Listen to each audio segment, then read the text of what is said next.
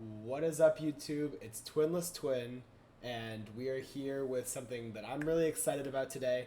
We're going to be trying Grixis Murktide. So, where's the list? Show me the list. Okay, fine, I'll show you the list. Here it is. Let's hop right over to the list. This is the list I'm going to be playing in today's league, and you can see there are only 4 black cards. Well, technically 6 if you count Surgical, but 4 black cards for Psychic Frog. Why do I think Psychic Frog is so good? Well, you've seen the results Pygonti has been putting up with that blue-black frog deck, and it's really centered around Psychic Frog. Psychic Frog shares something in common with Murktide, which is that it's really resilient to damage-based removal. It has evasion, and it can get the game over quickly. So I really like the look of Psychic Frog. I especially like that it beats Flage, it beats Galvanic Discharge, and so this is a card that I've really wanted to try. I think it fits really nicely in the Murktide shell, but why stick with red? Why not play Blue-Black Frog? Well, the key card is Dragon Rage Channeler and Expressive Iteration, so 2 key cards. And Dragon Rage Channeler has just been the glue of Murktide for a really long time, along with Expressive Iteration. That Surveil ability cannot be understated how valuable it is. And so I have been just continually really happy with Dragon Rage Channeler, and it was a card that I was pretty sad to move away from when I tried Blue-Black Frog a little bit. The other problem I had with Blue-Black Frog personally was Expressive Iteration, and missing that card. It is just a key card advantage engine and is something that I want to continue playing with. Banned in Pioneer, banned in Legacy. That's usually a hint that it's pretty broken, and I think that it is pretty broken in Modern. So I want to continue playing with Expressive Iteration, and this is the way I'm going to do that. So to make this mana work, I mostly kept my blue-red mana base. I just added an Undercity Sewers and a Watery Grave, and the idea there is that Psychic Frog, you don't need to deploy it on turn 2 always. So even though I only have 10 black sources, I still feel pretty good about that number, and knowing that I'll be able to deploy my Psychic Frogs around turn 3, turn 4 pretty consistently once you factor in those cantrips. This means the mana is not nearly as strained. I'm not going to try to play Blood Moon myself right now, but I do have 2 basic islands, and off of 2 basic islands, if someone were to try to Blood Moon me, I would actually be able to cast almost every single spell in my deck besides the Psychic Frogs. So it almost would be a trap for the opponent to bring in Blood Moon. If I'm up against something like Boros Energy, I'll definitely prioritize fetching those islands out so that I can cast my spells and just ignore their Blood Moon, basically. Sideboard, a pretty traditional sideboard. You got the key that can sign to memories. I have 2 Obsidian Charma, which is just an absolute all-star against all the new Ugin's Labyrinth decks. I've got Harsh Mentors for Nadu. I've got some Sweepers for Boros Energy. And then just some cards to round things out. Surgicals are great against Flage, great against Gorios. Hearse is good against Frog and Gorios. So just some cards to round things out, basically. I'm really excited to play this, and I think, let's just get into the games. So you notice I have 18 plus the 2 Sync into Stupor. Sync has just been a key card for me here. The red-based removal is generally pretty good, but there are some things that it misses, and Sync is a great way to kind of be able to have that extra bounce spell. It also pitches to Force of Negation. I have 3 Fawns, which you might be wondering why I did that. Well, Fawn is just a perfect pair with Psychic Frog. If you jam a Frog on turn 2 with Fawn up to protect it, you're going to immediately get that card back when the Frog connects and kind of just snowball from there. So pretty happy with the 3 Fawns. I cut down to 3 Murktide. It was tough to make that cut, but I think with the Frog, it felt like there was more threats in the deck. And I like my Murktide decks to be threat light, so we're going with 11 creatures right now. And if we have trouble, then we'll adjust next league. All right. Well, this is a very interesting first hand. In a lot of previous metas, this would be unkeepable. However, there are lots of decks right now where this hand is actually pretty good. and I'm seriously considering keeping. If they don't have a 1-drop, then we're in pretty good shape.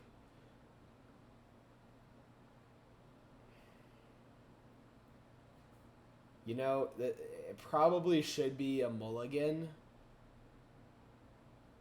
just because there's so much uncertainty in this hand, and generally you want to avoid keeping things like that. We don't know what our opponent's playing, and we're on the draw. Alright, let's mulligan. Okay, a much better hand, I would say. Frog is kind of a source of card advantage, so with Frog plus iteration, I'm okay putting back one of the iterations. I think that having that removal spell is more important in the case where we need to, remove a turn 1 creature. We can just pass. I love the Surveil lands. Like, if they don't play anything, we have to Unholy Heat. We can get a Surveil land and then jam our Frog next turn. All right. I'm not going to fight them over an Inquisition of Kozilek. Like, fawning here seems really bad, especially because they're probably mono black Necro, and they're going to need to take the fawn with the Inquisition. So, yeah, we'll keep our Frog and at least maybe be able to jam that. Though ideally here, we're looking, well, I think kind of regardless, we're priced into jamming the Frog and hoping that they don't have Necro. Alright, so we're telling them we didn't draw Force of Negation, but like, they weren't gonna respect Force of Negation anyways. If they have the Necro, they're gonna be jamming here. We're hoping at least our Frog sticks around. But if they're just going for push here, then okay. Well, now we hope they don't have Necro.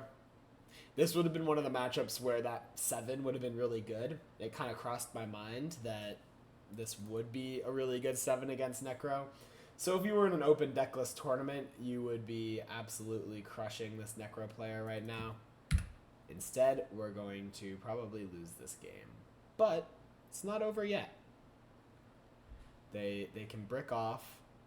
Lots of opportunities here for us to still win. So they kind of go to the conservative approach, which I respect.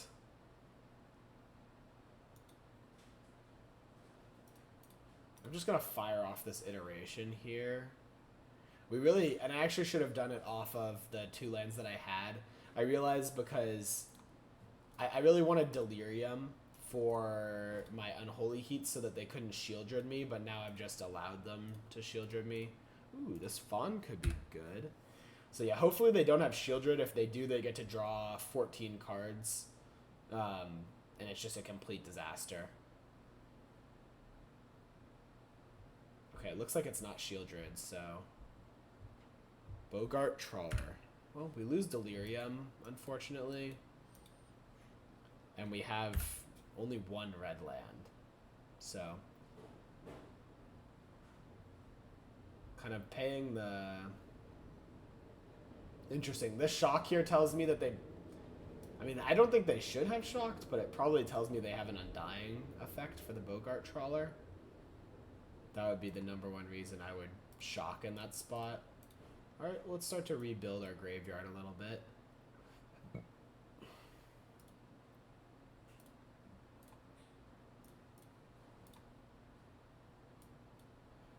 Taking Preordain here and probably looking for another red land. And then just passing.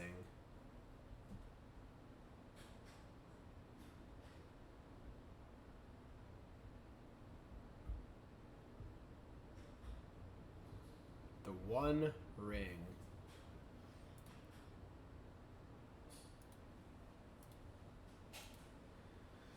Let's go ahead and fawn that.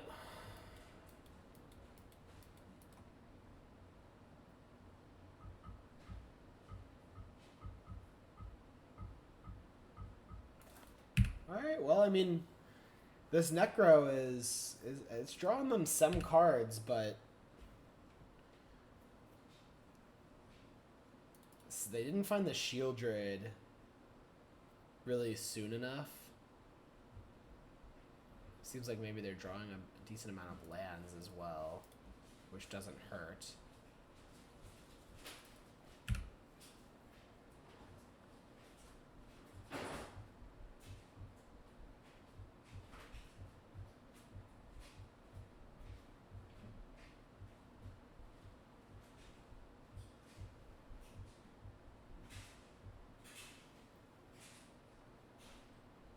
Bowmasters.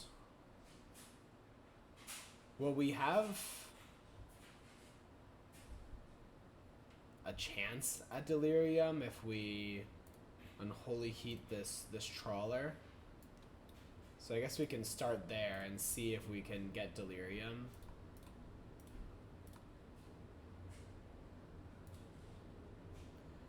Need an artifact or a creature.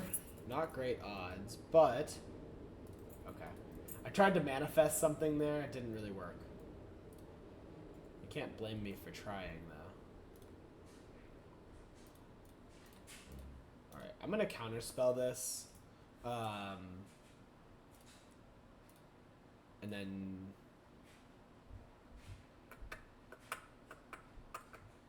bin the frog. Might be a mistake, because if they just have a removal spell for DRC here, we're going to regret it.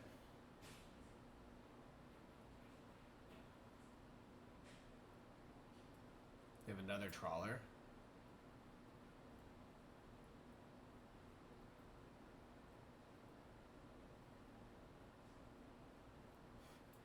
A pretty benign draw from our opponent. We're not really getting too much done.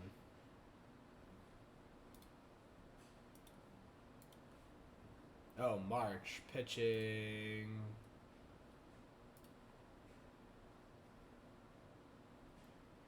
Pitching March. Gaining 4.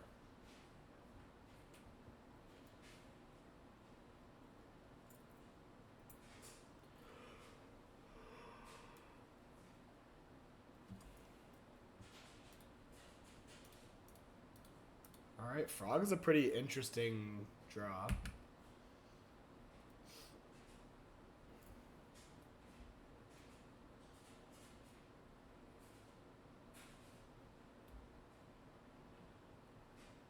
Ooh, Inquisition is good.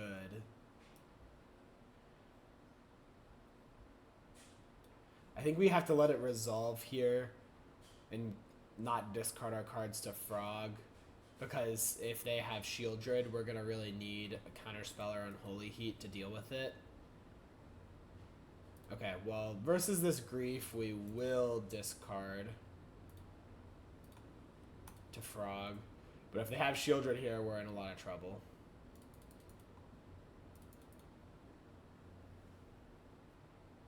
Oh no, there's the Shieldred.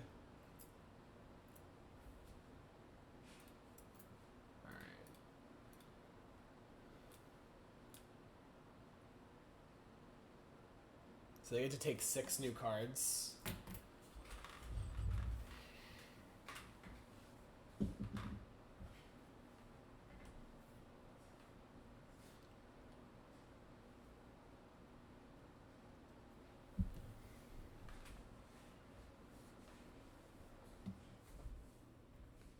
Oh, and the Soul Spike. Alright, we can concede.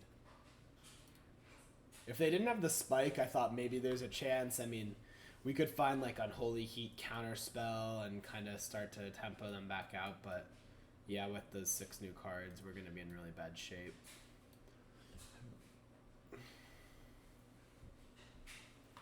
I think Sideboarding is pretty light in this matchup. Consign to Memory stops Grief and the One Ring, so that comes in, and then the Invert Polarity is also pretty good. You could steal a Grief, steal a One Ring, steal a Necro. You're happy with kind of any of those things. Iteration is pretty interesting because it's good, but you need to be careful using it in the early game. I still think it's worth the spot. I think I'm probably going to be cutting at least 2 bolts. The heats are important to deal with Shieldred, and then maybe shave a spell snare. They have some decent spell snare targets, but nothing truly, great to spell snare there.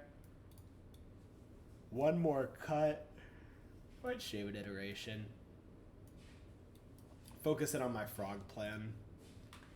My counters, like, the iterations are good, but like I said, having too many clunky cards can be really tricky against this deck, especially in your draws without Force of Negation. They just have so many instant I win cards that it can be hard to tap out for these types of cards.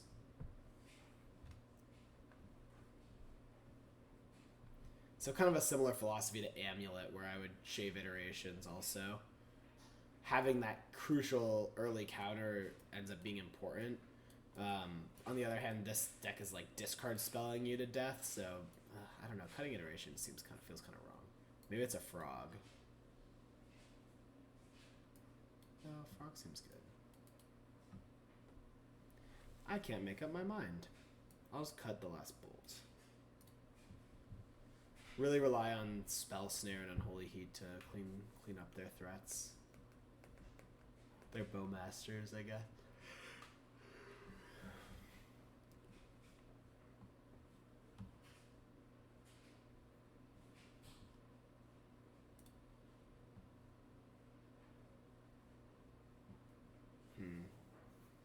Well, this hand doesn't have any way to interact with their payoffs, and it doesn't have a second land. What it does have going for it is like a very aggressive draw, which is pretty valuable, honestly. I think I'm gonna keep.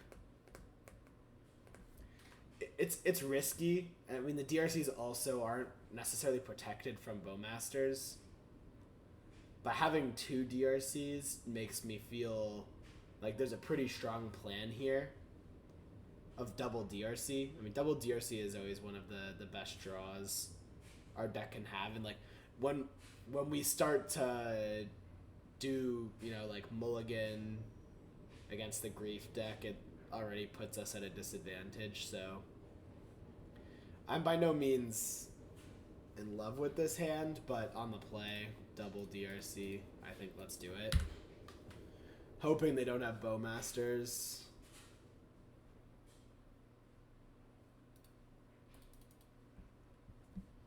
I ran out the DRC turn 1 over preordaining. I mean, I think if they take the preordain, I'm not. How upset are we? We might be pretty upset. Then we'll just top deck a land. A fetch land. Watch this. Oh, okay, close. Close. I won't complain about that. Gonna shock it in here if they play Bowmaster, then we can Unholy Heat the Bowmaster, get 2 Surveils and have like a small chance of hitting Delirium.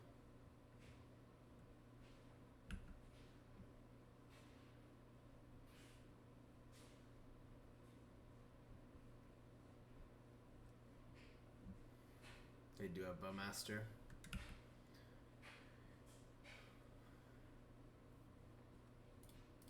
Alright. I'll take my Surveils. Expressive Iteration. Alright. We're not going to hit Delirium. Flooded Strand on the top.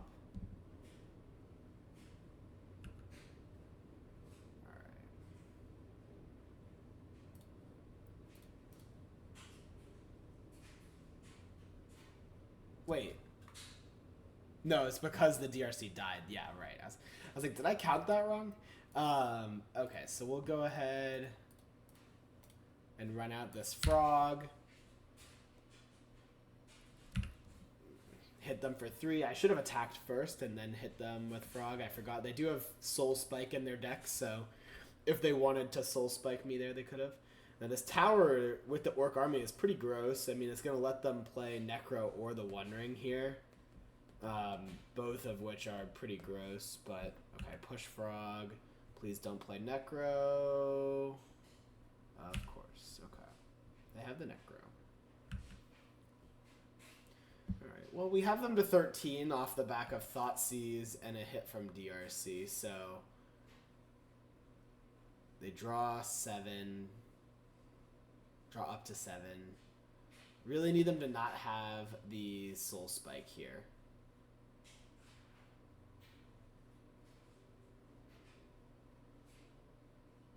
Okay, and they clean up. No Soul Spike. Means we're going to take them down to 5 next turn. And so let's see what they discard, because that'll tell us... Okay, so they discarded a Grief and an Inquisition, so we're definitely going to be getting discard spelled next turn. There's not really too much we can do about that.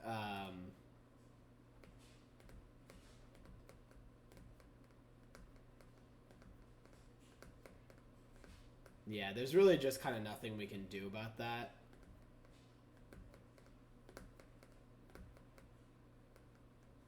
I guess we'll top this land.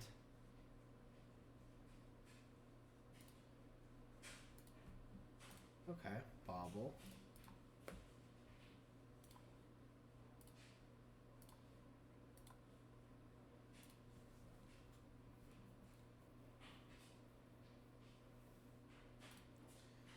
Let's see what we're drawing.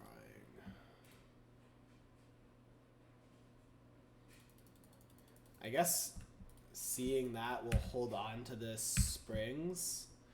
Because if I expect to get discard spelled, the Springs might actually be something that they need to discard. For example, if they have Shieldred, right? I expect to get Griefed, I would think.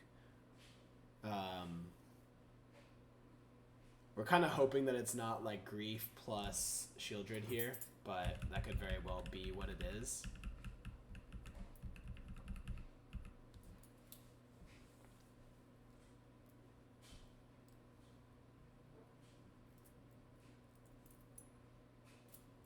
This is definitely one of the matches where Frog shines a little less bright. I mean, they're a Fatal Push deck, so you're losing the resilience Frog has. And that shows up here. Alright, so they make 2. Please don't be Shieldred.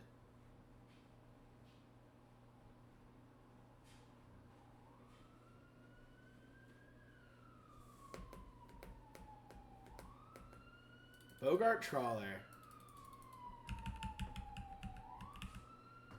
A little bit less scary than Shieldred, I would say. Personally, I would say that. Alright, and a land. So they're down to 1. How much life are they going to put into this Necro? Go up to 3. And then fetch to 2.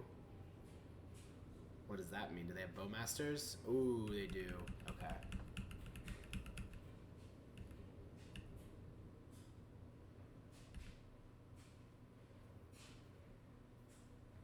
That Spell Snare would have came in handy a turn ago. We'll pass it back. They don't get a draw step. So what they have is what they get. Interestingly, they don't attack with the Trawler, they just attack with the Bowmasters. Are they casting a 2-mana spell? Because I will Spell Snare that. Will they go to 1? If they do, I have Sink into Stupor for their Bogart Trawler. So they better watch out. I actually might just do that right now anyways. I get a shot at Delirium looking for Sorcery Artifact. Is now the right time to do it, I guess, is the question. Let's put them to 1 so they can't draw any more cards. I think we will do that. Potential chance to just win the game right now. When they cast Bowmasters, we have Snare, so we're getting an extra look. Okay, Bin, Steam Vents. It's spell snared.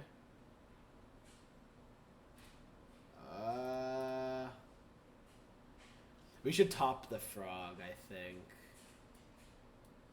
Yeah, we should top the frog.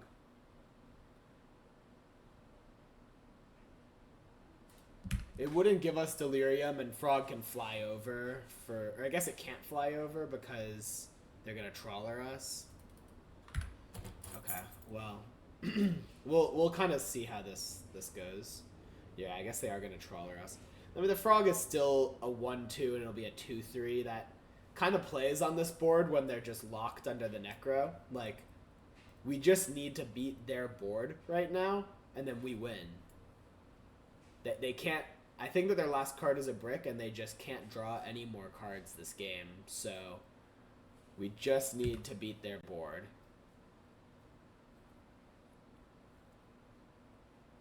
I think we've kind of eked out a scrappy, a very scrappy win in this game, which is pretty funny. But hey, we'll take it. We'll take it. Maybe I shouldn't speak too fast. If they do have like a fatal push somehow, that could be a problem.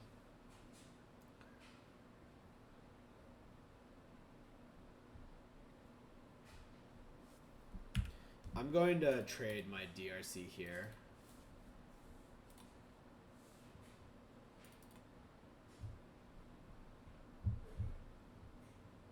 Huh?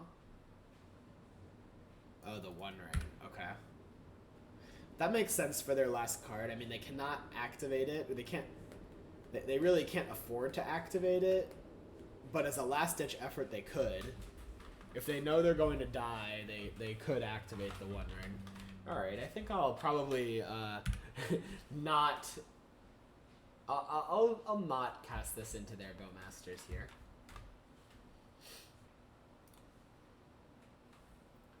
Now, if they didn't have protection from the One Ring, maybe I would. I could have a chance to kill them. Wow. They're going for it. They're just... So they're looking for March, basically, in this spot. Yeah, I guess that was the time to do it, because otherwise they were going to lose to the frog next turn. I could give it flying. Yeah, that was the right time for them to do that. And they had to find the March to win.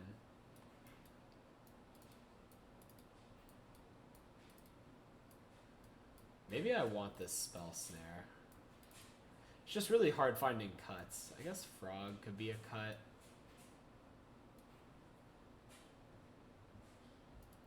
Frog feels like a cut just because they have the push.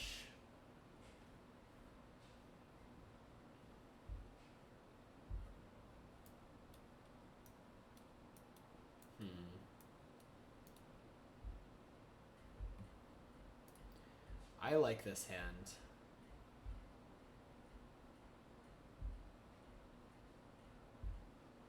It's scary keeping without counters, but like ultimately you have to be comfortable with the fact that they're going to discard spell you a lot, and not all of your hands can have 20 counters, right? Okay, and if they grief scam us here, we're pretty happy. The grief scam plan they have is super beatable for us, especially because they don't usually play on the Wicked Roll card. They just play the land, so it comes back as a 3/2, and that clock is so much slower than a 4/3 that we just always, you know, have a good chance of beating it.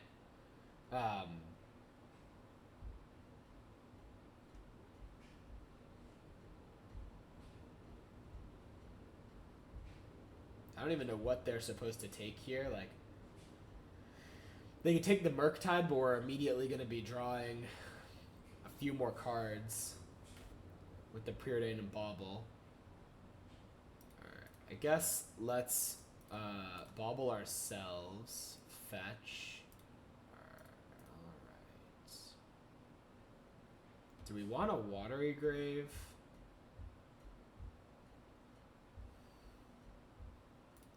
I think so. We'll pay the 2 life just to have the upside of being able to play Frog if we draw it. It's kind of a tricky question. I mean, like, we're preordaining and drawing a card off Bauble, so we're getting a bunch of looks at the Frog. Even though there's only 3 copies, we have a decent chance of seeing one this game.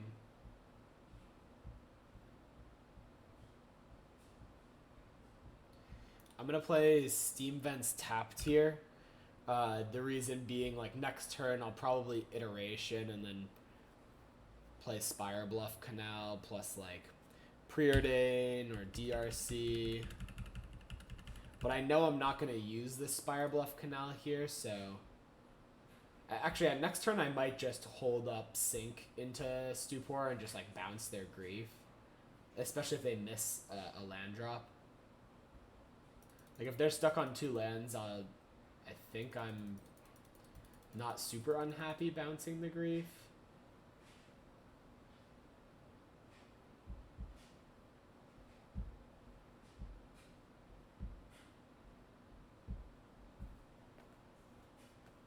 Scariest card here, Bogart Trawler. If they play a Bogart Trawler, we could be in trouble. Don't play Bogart Trawler. Iteration, let's see, we can hit... Oh, God. No!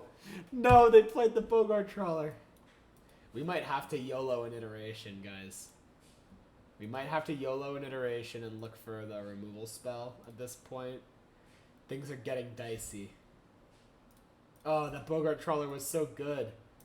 Alright, Iteration.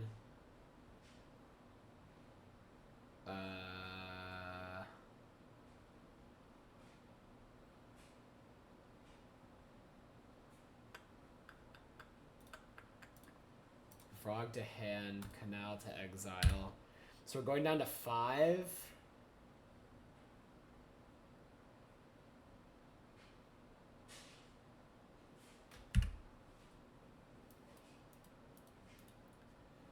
If we draw...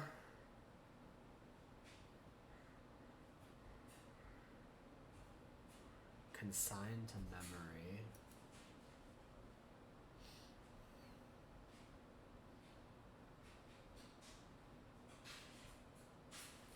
We might need to hope that they don't have a 4th land. Like, bounce Grief, go down to 2, and then play Frog, play Murktide. Or, because if we play Frog here and they just have a removal spell, which it kind of seems like they do, right? Like, removal seems like what they're most likely to have. So I think that we kind of need to bounce... We need to bounce this Grief. Good grief. That Bogart Trawler was brutal. It's kind of what I get for making fun of it, honestly.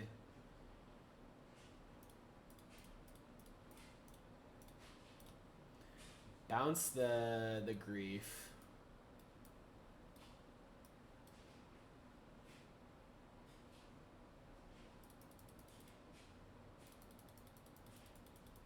Something like Bowmasters here would also be really brutal.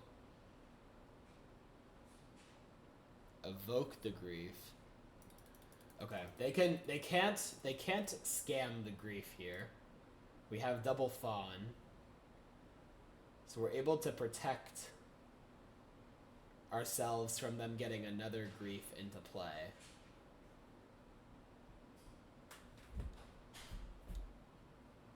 We can also always cast Murktide. What did they evoke? March? Yeah. I kind of had that read, but I guess they might not have been able to march our frog, to be fair.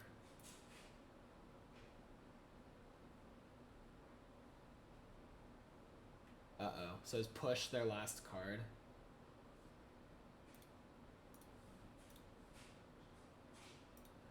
It feels like push is their last card.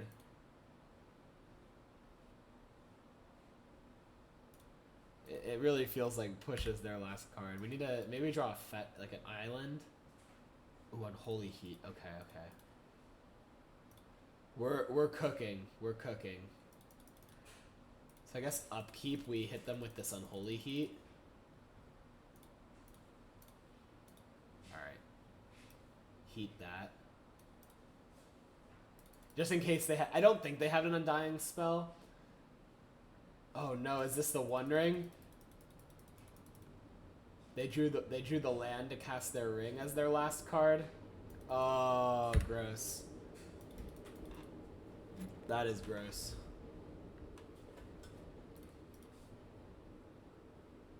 So many good draws here. Counterspell.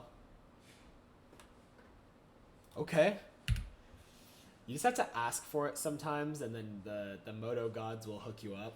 That's kind of my general strategy. Give me the counterspell right now. And then they give it to you.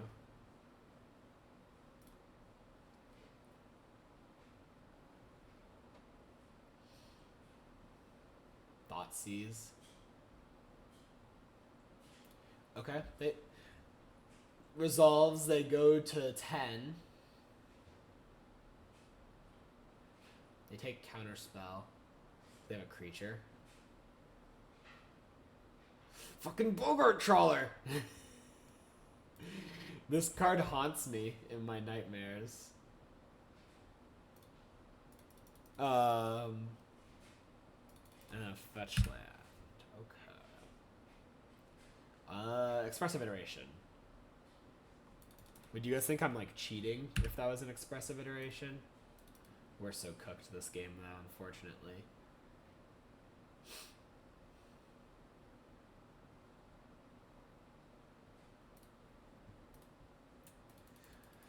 Kind of have no moves here. Like, I don't think we can really afford to attack.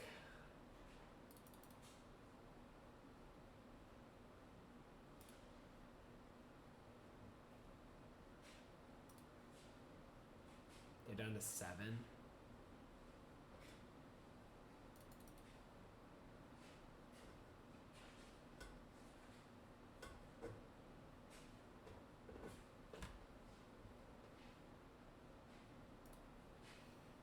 Okay.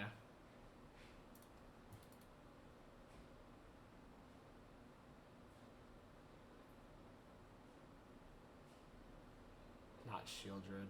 Oh, grief. Even worse. I couldn't really afford to, maybe I just had to call there and just discard. I actually might have just been supposed to be like, okay, I don't think you drew a removal spell. I'm just going to... I need them not to... Okay, yeah, they attacked. Fair enough. Like, I don't think you drew a removal spell. I'm going to discard both these cards to my frog. You can't attack with your trawler into my frog. And I'm going to kill you if you didn't have the life gain spell. But they had so many looks. Alright, now we need them to, like... Soul Spike us or something. We drew Polarity a little bit late. Polarity might have worked. You want to Soul Spike me? You want to Soul Spike me? No. Okay, and we lose. All right, that was a rough match because the Bogart Trawler was kind of a gross follow up to. Kind of to the grief scam. I think generally we're not very afraid of that angle of attack, but the trawler exiling our yard, I mean, you saw we drew Murktide the next draw step and we're just never able to deploy it. That was pretty brutal.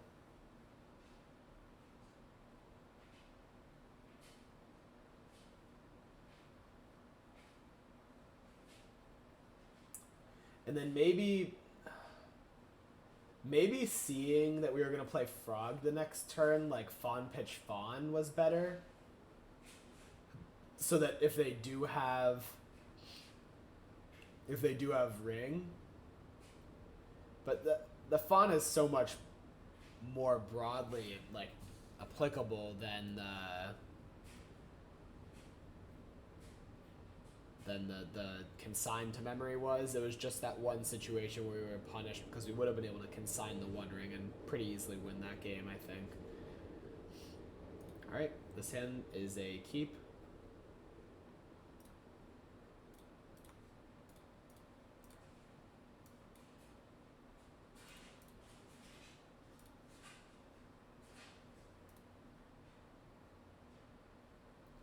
This is an interesting one. They revealed Gigantha, so I put them on Boros Energy.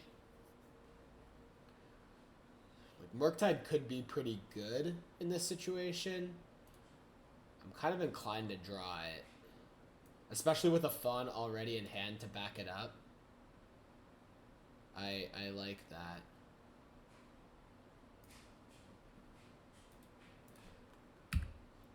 Seeing Flage on top. Well, we know our DRC is not long for this world. Seeing as we started on a DRC, it feels like also they're kind of...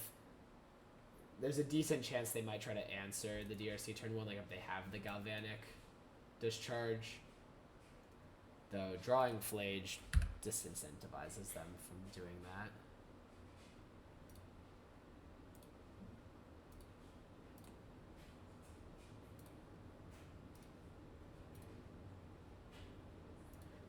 Let's bin this DRC to go for Delirium.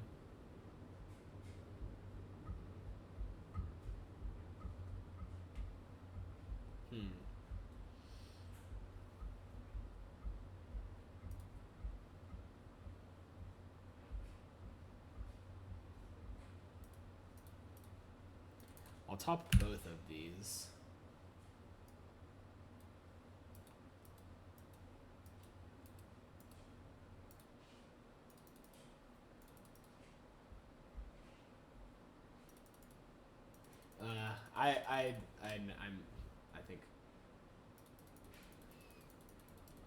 I don't know if this was a mistake or not. My thought was that I'll hold up Spell Snare and try to tag their 2-drop. But if they don't have a 2-drop, it looks pretty bad. Okay.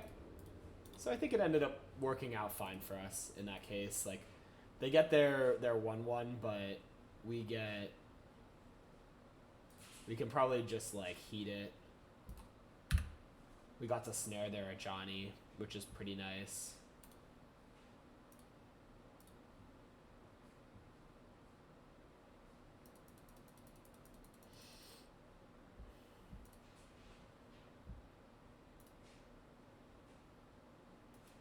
What I fetch here is pretty interesting.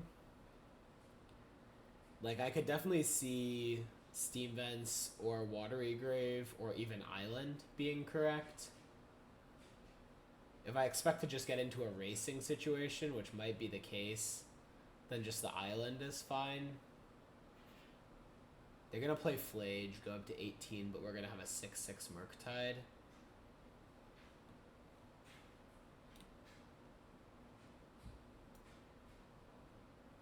Potentially a 7/7 Murktide.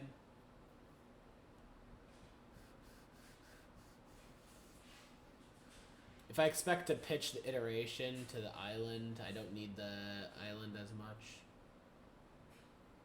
I think I'm still gonna I'm just gonna grab a Steam Vents in case I do end up casting iteration.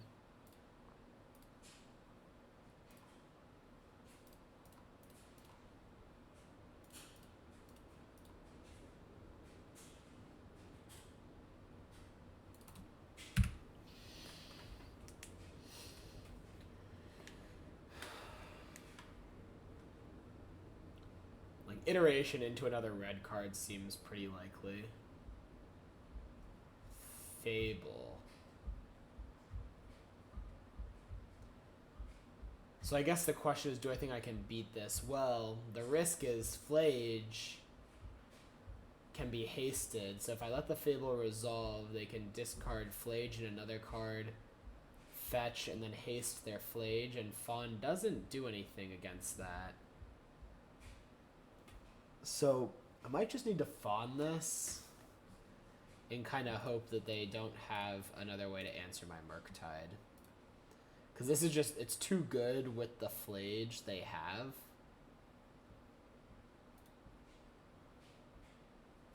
And I think Bin bolts. Bolt doesn't actually help my clock because the Flage gains them back that 3 life. Alright, Snare is not really the greatest here. We'll hit them for 6. I guess the Bolt might have helped. Yep, there's Flage.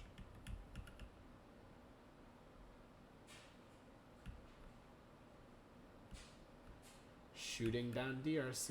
Alright.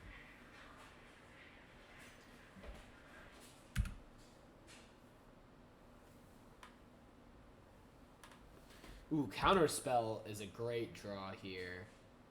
Probably the best draw in the deck.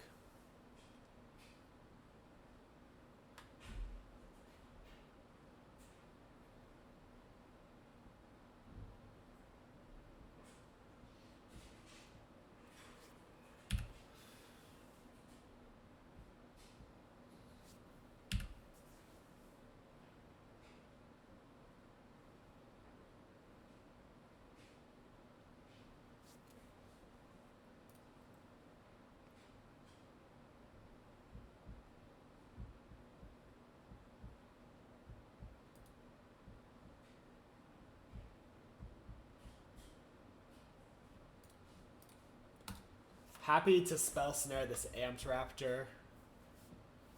If they have the... Alright, another Flage. That Fable would have gotten them so much value. I think we certainly would have lost if we did not fawn it. So, feeling good about our decisions made there. Alright, so sideboarding. I mean, the other day I saw Mangu say he doesn't like Polarity against their deck. I'm not sure if I agree or not with that. I mean, it is pretty expensive, which means it's pretty inefficient. I like shaving some number of counterspell. Probably shave... I think I usually like to cut DRCs on the draw because of Flage. I'm not bringing the Polarity. So basically taking a bit of a control role. Trying to make their Flages worse. We can surgical them once they make it to the graveyard, but just don't let them get value off you with the front half of Flage, and it'll help your matchup a lot.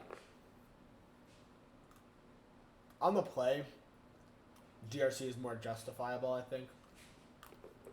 You can get aggressive there, but on the draw, you're often on the back foot. By the time you deploy...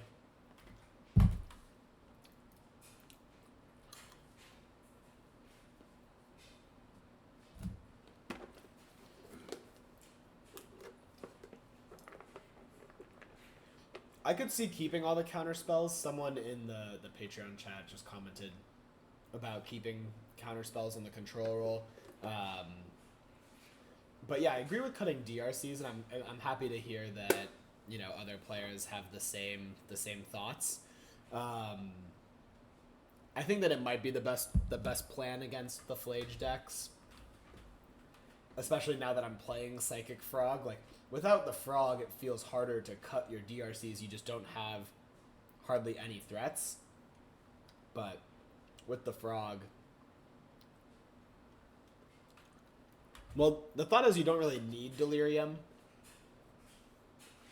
because all their stuff is 1 and 2 toughness for the most part, with the exception being Flage. But hopefully you're surgicaling Flage and they're not escaping it, because if they escape Flage, you're in a pickle. And then you can also, you know, eventually you could have Delirium I guess, I mean, Giganta is a problem. Maybe. Giganta never feels like a problem until it is. Well, you should not be letting their Guide of Souls ability go through. It's pretty bad when they get to Guide of Souls you.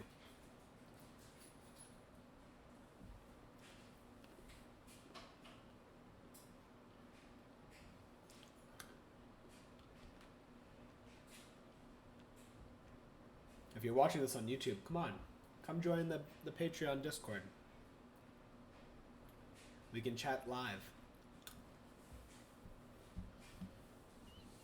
Alright.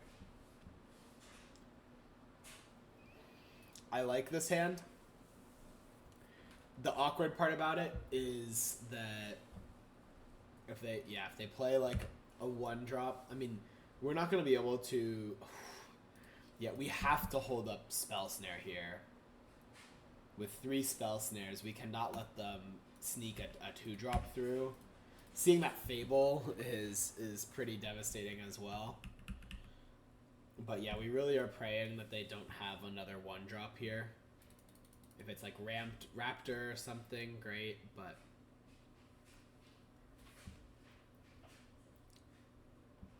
Okay.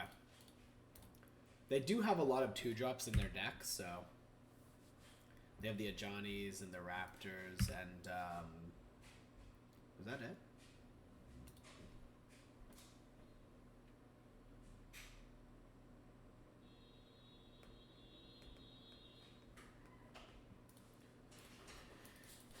I think this Lightning Bolt is better in the bin. I mean, we already have a Bolt and a Brotherhood's End, so...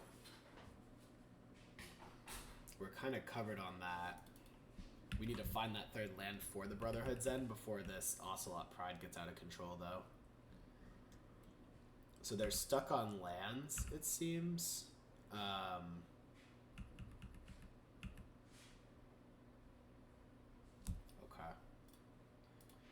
I don't love the Psychic Frog play here, but it's kind of the only play we have. I mean, if they have the removal spell, which it feels like they should, we're just in really bad shape, but we can like discard maybe at least a Spell Snare, maybe the Lightning Bolt, and then transition to like the Murktide plan. Static Prison. Okay.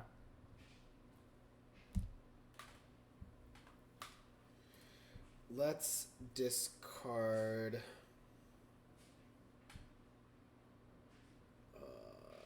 nothing, I think. In that case, well, we have another...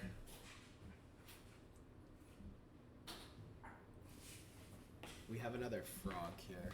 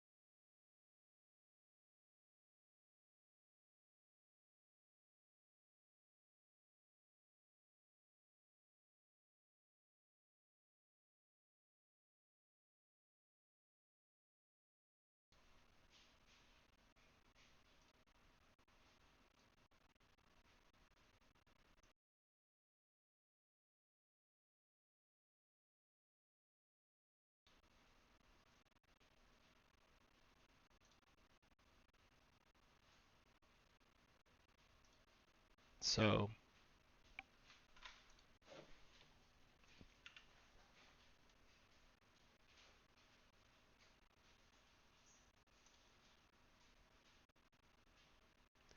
switching over my audio here.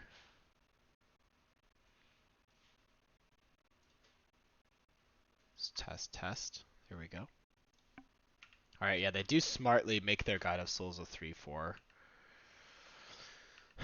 Smart move because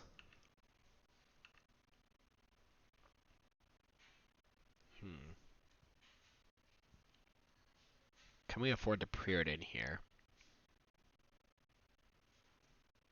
If we find a fetch land, we can play Murktide.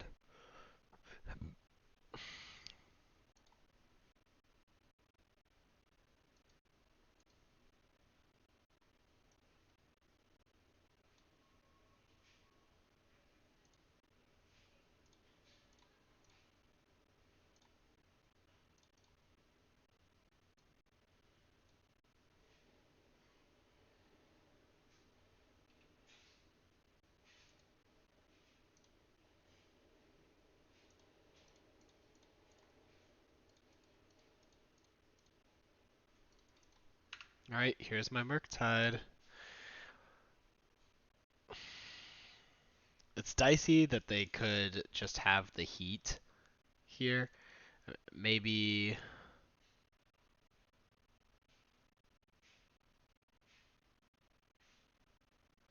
But like, because they played Static Prison, it makes me think that they don't have another removal spell, so I'm hoping that this Murktide actually keeps them at bay.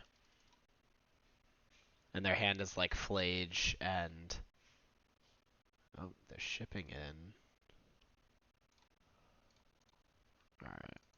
I'm happy to block here, trade if they like have a Galvanic Discharge or a Bolt or something. That's okay with me. Because they're counting on this Ocelot Pride to take me down, but I have the Brotherhood's End. So 3 damage to each creature and player. And now we have the Static Prison, or they have this Static Prison in play that is running out of energy fast. Expressive Iteration. Well, if they draw a land, the iteration might actually still be valuable. Like we could still get into a resource war here. I think we're favored, but they do have some draws that could make that dicey.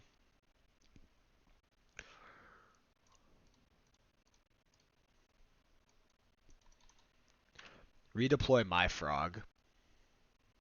Or not redeploy, but just play a frog.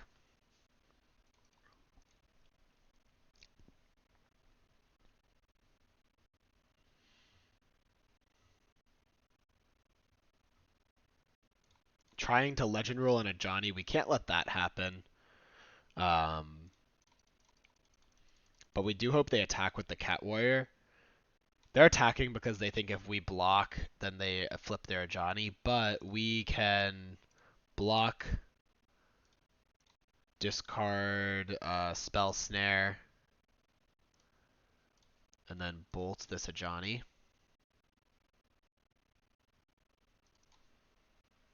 And now they lose their Cat Warrior for nothing. I'm going to discard the Spire Bluff. The extra counters on the Frog are pretty valuable when most of their removal is damage based, so... And I'm trying to turn the corner quickly here just to avoid them having any chance to kind of dig their way out of this. Alright, so I'll take Surgical. If there's one way they can get out of a situation, it's always Flage. If I didn't already have a removal spell in hand, I would be taking the the Unholy Heat for sure. Because I'm not super afraid of Flage when they're stuck on 2 lands, but I just kind of figure... Actually, I wonder... There might be an argument for like Surgical Static Prison or something, because I think they just can't race us without it. And I still think the Flage, I mean, we can hardcast Surgical. So like if they play Flage and then they threaten to escape, like the Surgical will cut that off.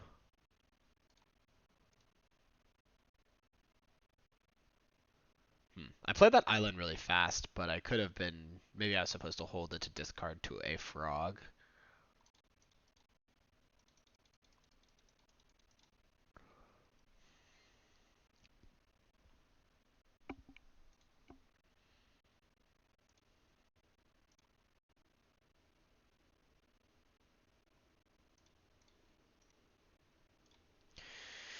kill the Ocelot Pride, and then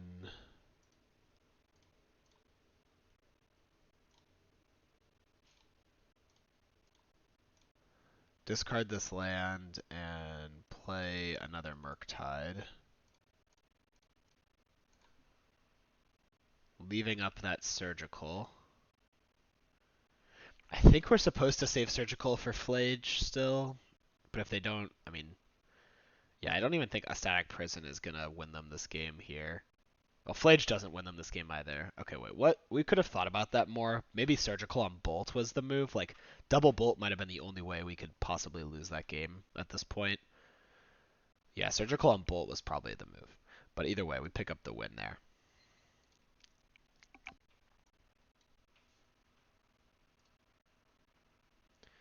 That was a pretty good game.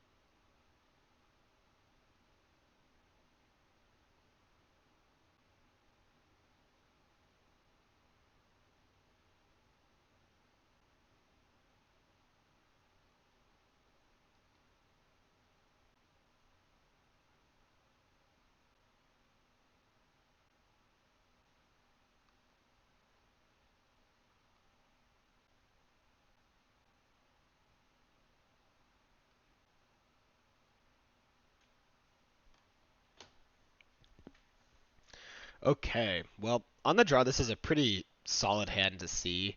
I mean, we have a Spell Snare, which is always great, a removal spell, which is always great. Lots of cards that can help us kind of catch up from behind. Um, Inquisition. Okay, so we're playing against Necro again. Necro requires us to draw counter spells. It's kind of that simple.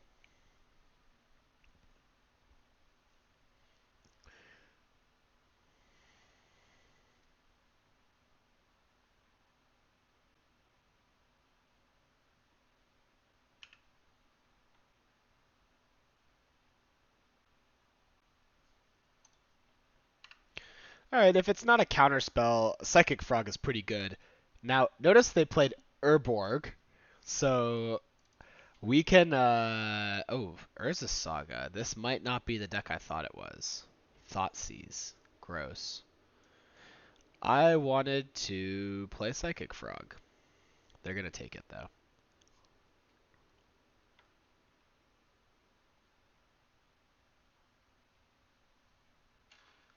Oh, they don't take Psychic Frog. Very interesting. So that, I mean, that pretty clearly tells me that they have an answer to Psychic Frog already rolled up.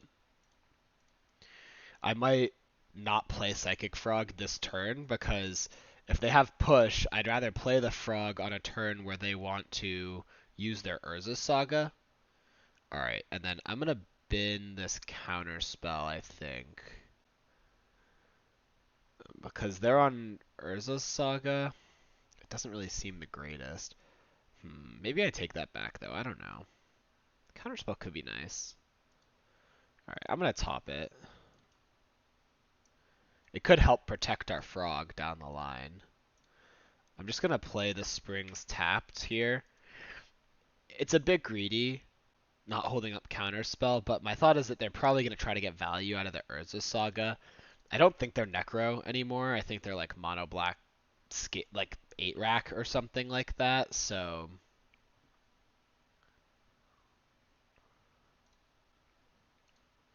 all right. Now I can play a frog, and if they want to kill it, they might not be able to make double construct.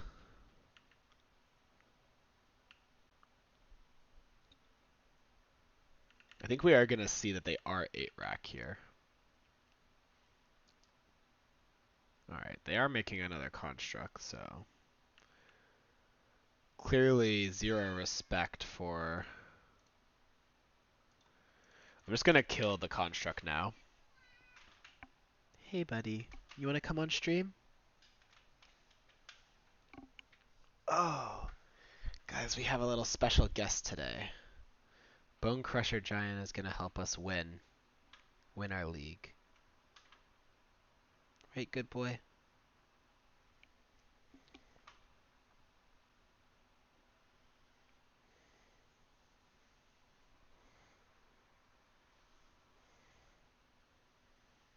Alright. So yeah, they probably have Fatal Push, yeah. As we kind of read them for it last time, but...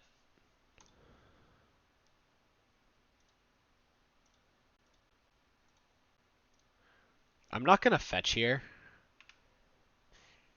I can fetch later for a Surveil Land if I want, but...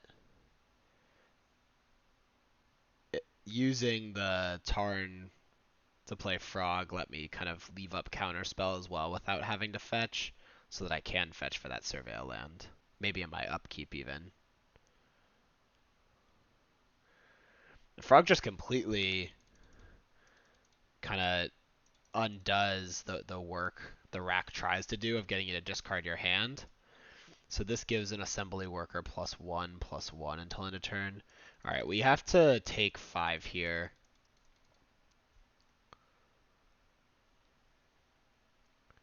Because to beat the Mishra's Factor, we'd have to discard 2 cards, and I don't want to discard my counterspell.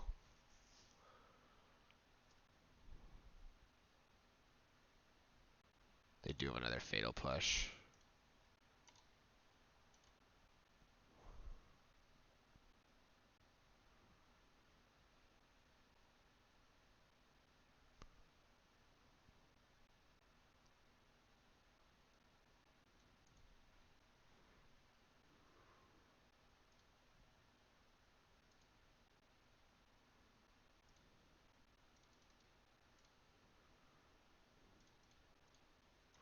I'll discard 1 card here.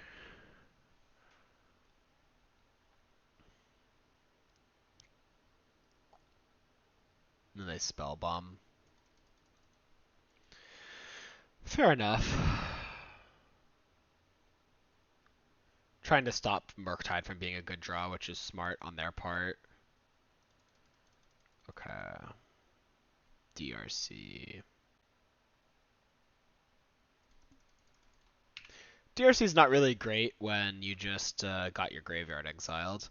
I think my plan will be to hold on to the DRC and discard it to Frog if our Frog makes it. Ooh, another Saga is pretty good on their draw though. And we're kind of just getting beaten down here. Ooh. So is their plan to try to... I think that they're playing this wrong because they might just want to attack me here.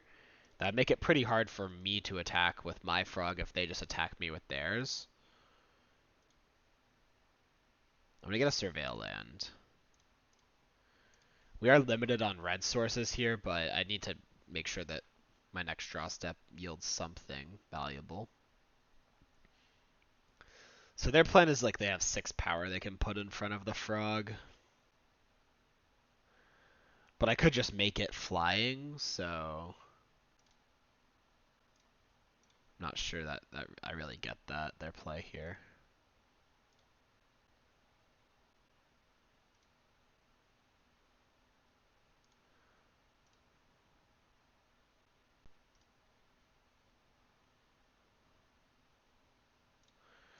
I guess I'll bubble them.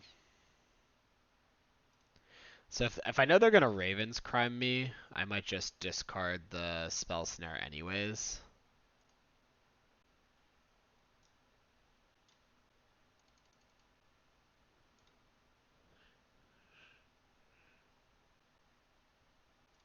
Oh, they just block with the Construct.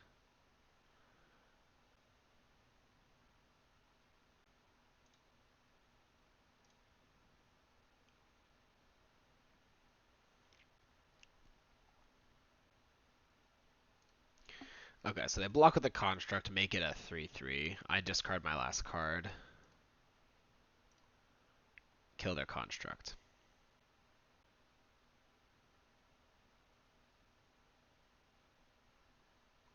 They have push. Bitter Triumph.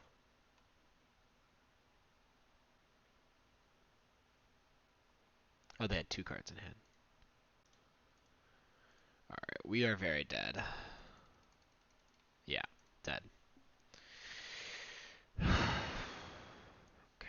bring in invert polarity. Maybe these Charmas.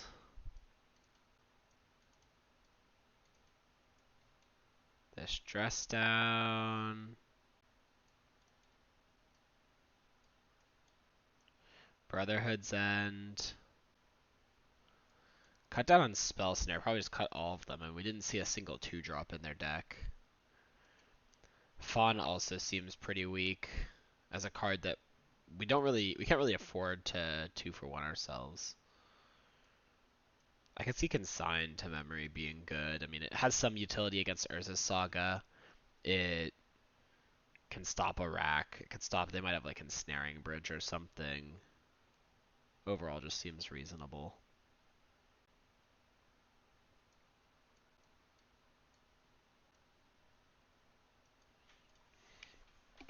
The Fawns might also be fine. I mean, you can hardcast the Fawns, so maybe I'm underrating those.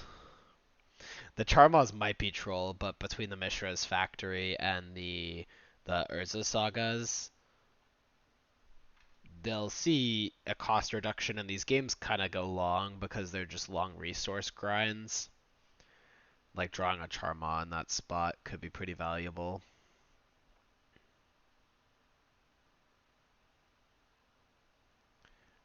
Really more for the Mishra's Factory. Like, it's harder to line up against Urza Saga, but you still could line it up against Urza Saga. So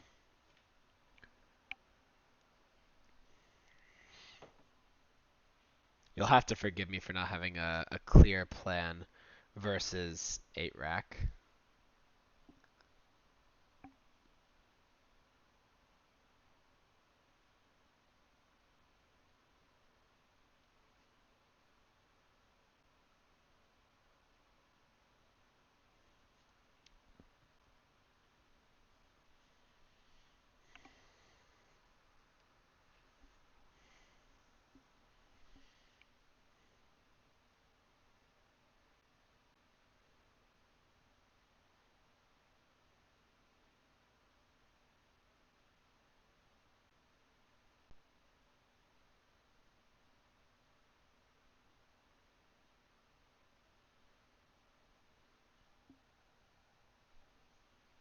All right.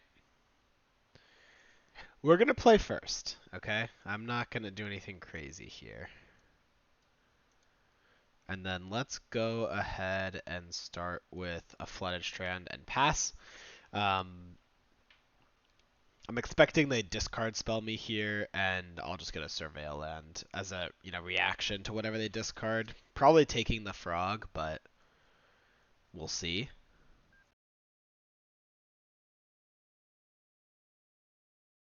So they take the Frog here. We'll grab a Surveil Land. I'm gonna bin Unholy Heat. I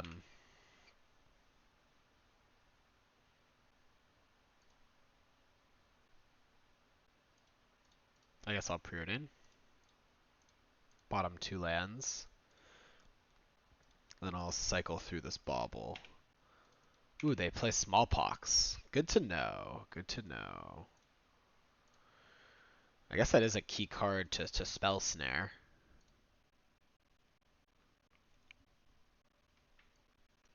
Like, as is, I'm not particularly afraid of the Smallpox. Maybe I should be.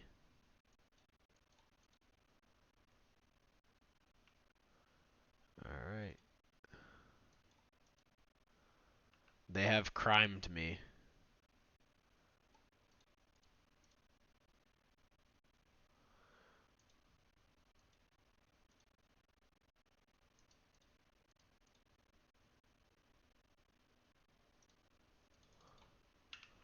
So can't play Murktide because of the Smallpox here. But oh, don't be Liliana of the Veil. All right, we're so screwed. We have some unholy heats we could find. They ditched the smallpox. Yeah, we could find unholy heat here. Ooh, bolts. Maybe our move is just like bolt Liliana, play Murktide. Your go.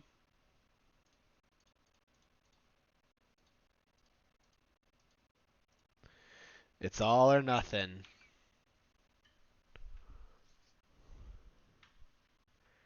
Don't have another smallpox. Okay, that was rude. Well, we gave it the old college try, right? We gave it the old try. Okay.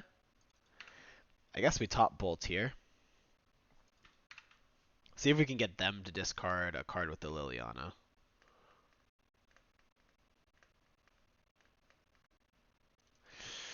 Spell Bomb is really good. How about you discard a card, I discard nothing.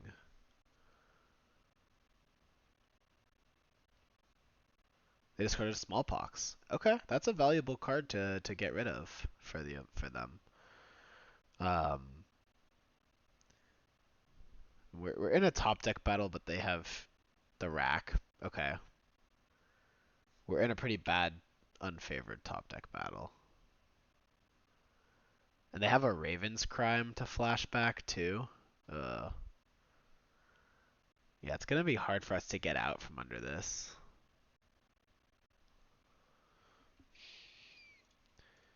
I guess we cycle this Raven's Crime.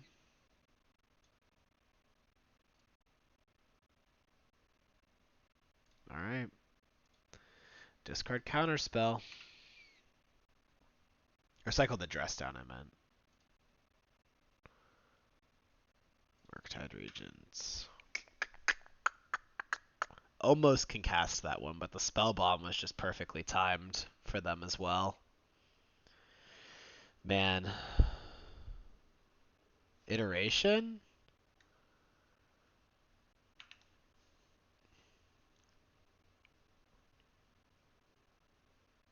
Dothy Voidwalker. Iteration? Thoughtseize does nothing. Any expressive iterations?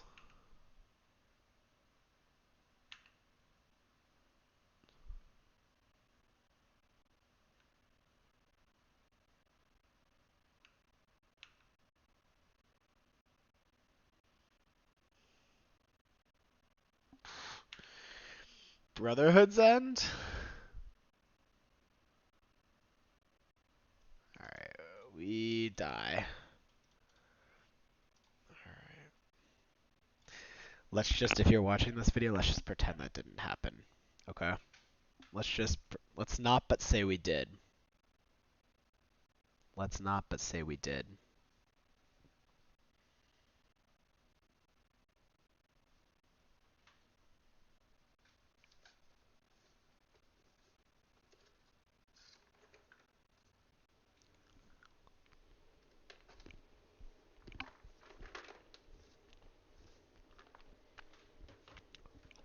I'm gonna go grab some water while we get our next match.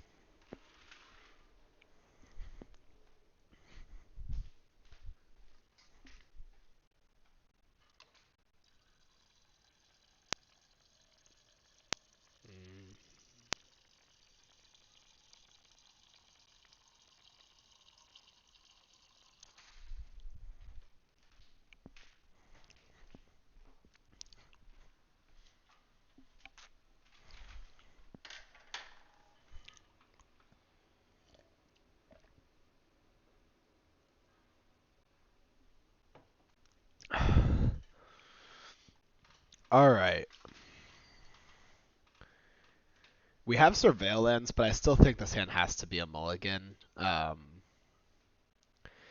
Just unable to operate off of one land too much of the time here. I guess counterpoint, we have like DRC, Heat, Spell Snare. Alright, I'm keeping. And the Fawn. Like, this hand actually is kind of uniquely decent off of one land and then becomes really good if we draw the second. We have 20 lands in our deck, 18 left, so we're looking at like a 1 and 3. If they let us cast an Unholy Heat in our upkeep, for example, we'd get to, improve our odds pretty substantially. Like if they play a creature. They preordain. We could Fawn. I think we should probably just let it go, though. We'd be fawning just like to try to hit that second land, which is pretty crucial, but... Alright. We hit it naturally. Thanks to Sink and Stupor. Already at 14, just based off of our Fetch Shock and Shock. The Super Shock, the Prolific Springs. Soporific Springs. That's... Say that 5 times fast. This feels like Bowmasters to me.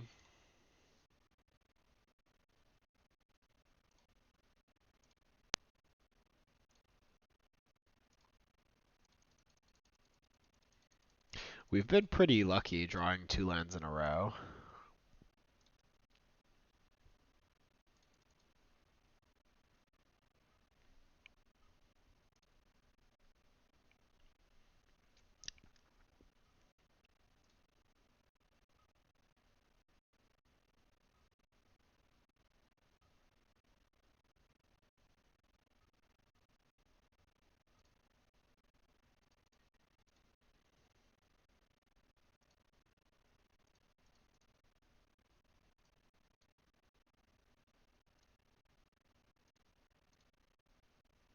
Alright, we don't need another Fawn, so pretty happy to just bin that one.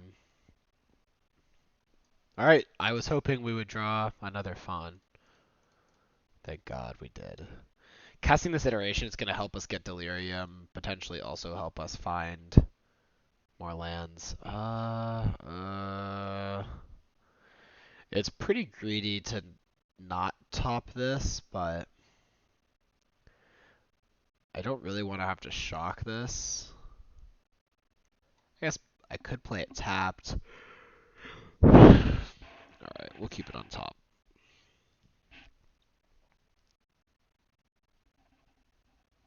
Oh, we're just getting spell snared. Okay, fair enough.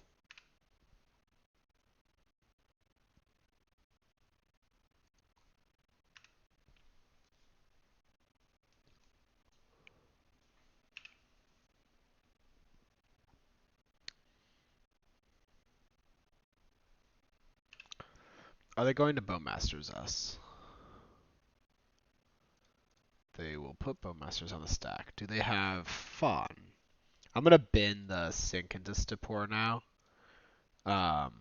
Because I don't really need it anymore at this point. I just was keeping it there so that my iteration could get a 2-for-1 guaranteed by having the surefire land, but I'm not particularly interested in that extra land otherwise.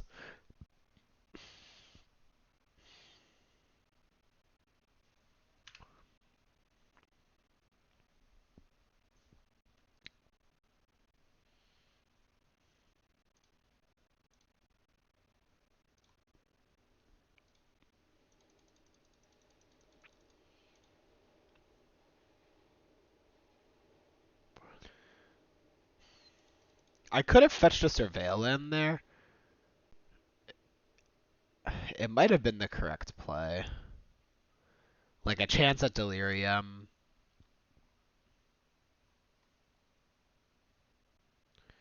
Draw 2. I'm gonna convert one of these Fawns. It's pretty relevant that we're exiling here, because Murktide Regent is a card that we're definitely afraid of at this point in the game. I'll keep the Unholy Heat on top, There's still a chance that I'll end step fetch it away, but I don't think I want to put it in my graveyard. It could be valuable. It could be a valuable draw step later. And if they play like a creature here, well, I guess I don't have Delirium yet, so I might need to fetch a Surveil Land anyways in that spot.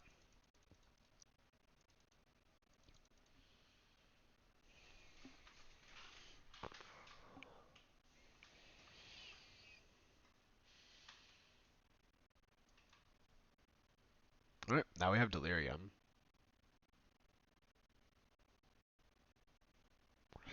A 6/6 Murktide, you say. It'd be a real shame if I had a removal spell that dealt 6 damage to it. Now we'll definitely keep the second Unholy Heat so that we have an answer wrapped up for their other thing. And this is why I kept it on top for now. Was like exactly this scenario where if they do something like this, we can have the flexibility of then drawing another Unholy Heat as a pretty reasonable draw. Having a removal spell in our back pocket. I think as like in the Murktide against the Unholy Heat decks, you always want to make your Murktide a 7/7.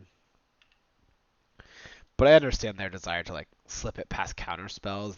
There's also some upside in that for sure.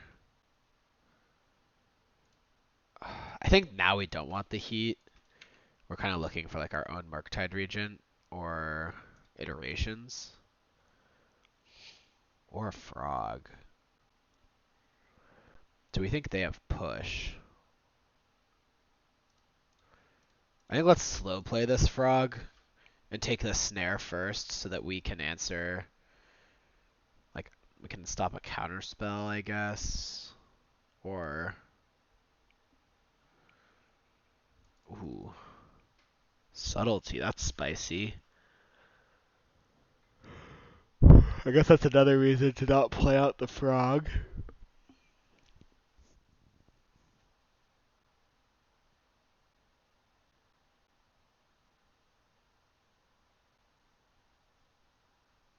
Okay.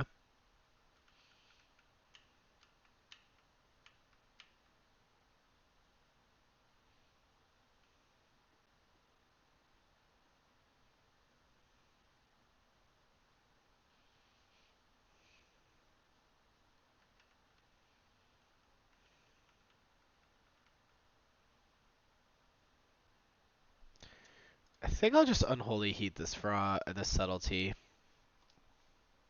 I have a Snare if they have a Frog, so I feel pretty secure there.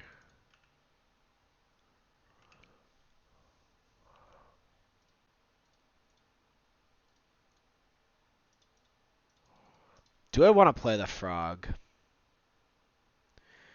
I probably want to wait till I have one more land. If I draw a land, I can have like Psychic Frog, snare your counterspell, and then hold up counterspell to protect the Frog, and then just kind of run away with the game with it. This might be a mistake. We also have like snare plus fawn as a potential move. Consider's kind of gross, but just always value. I considered fawning there.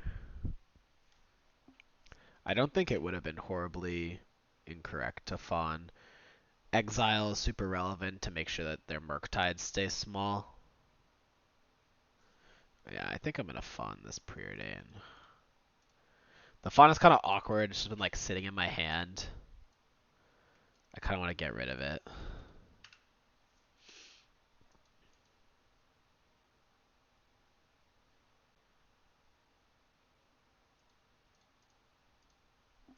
Okay, I guess that's kind of a punish for not playing the Frog earlier. Oh, they have a Subtlety again. Alright. We're really hoping they don't have Spell Snare as their last one. That would be gross. A 4/4 Murktide would be fine. Push is fine.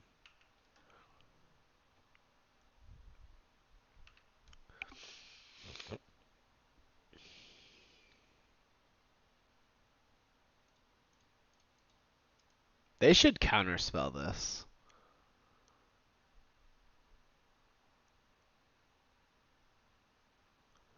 Okay. I will spell snare anything where my card lights up green when you draw two spell snares. That is the risk you run playing 3. I might flex that slot again. Maybe play an 8th removal spell. I'm not sure. I'll need to think about that some more. But 3 spell snare might just be excessive in some matchups.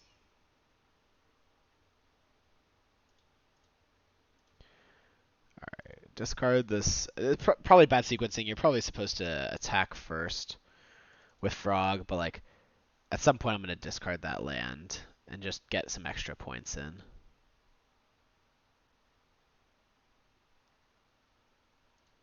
So they flash Subtlety in blocks. Take 2. I think that was it. Maybe they meant to block there, but they messed it up.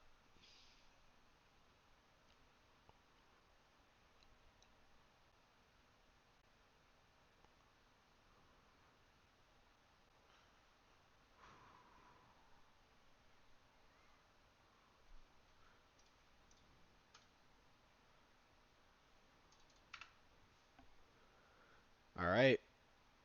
We get to use both our snares.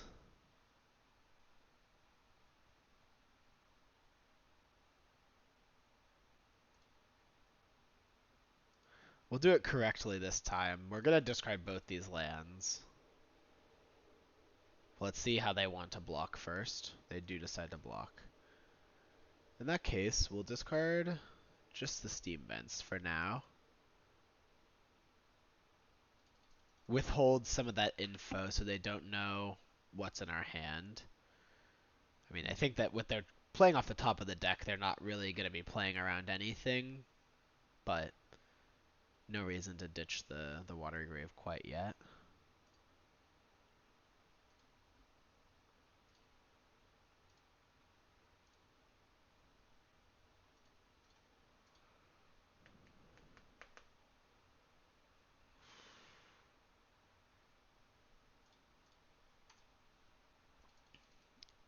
Praying they didn't drop push.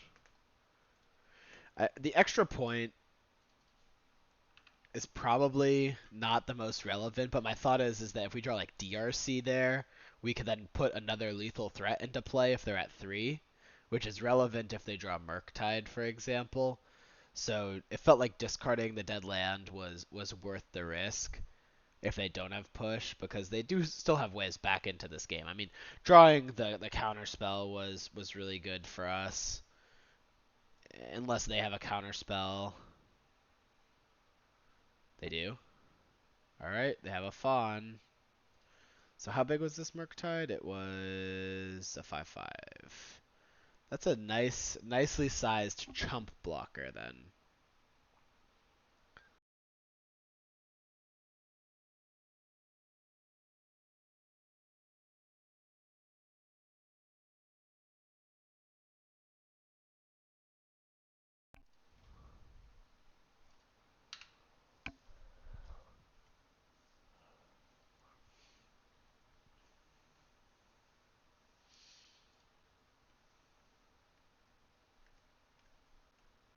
One on top? Uh-oh.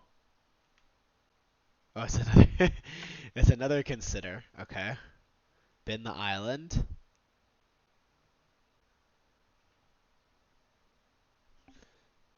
Wait. Hold on. Destroy target creature minute. Okay.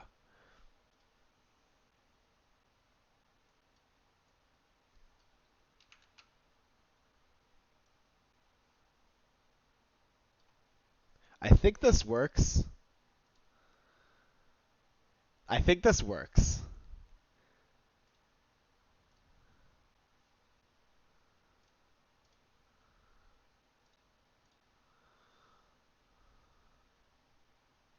All right, and they scoop, so they realize that we were in fact going to fizzle their drown in the luck. What was going to happen there was we exile cards in increments of 3 from our discard, and we'll end up with 1 card left, and then Drawn in the Lock doesn't kill our creature anymore because it is a 2 CMC creature, and we only have 1 card in the graveyard. Dress Down teams up with like Unholy Heat to remove their frog, so that's why I'm bringing that in.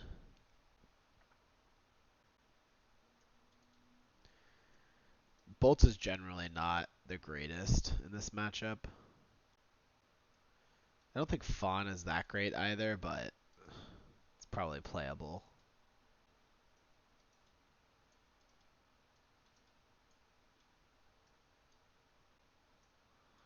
And then I like these other cards I've got. So I need to cut 1. We'll go down to 1 Fawn.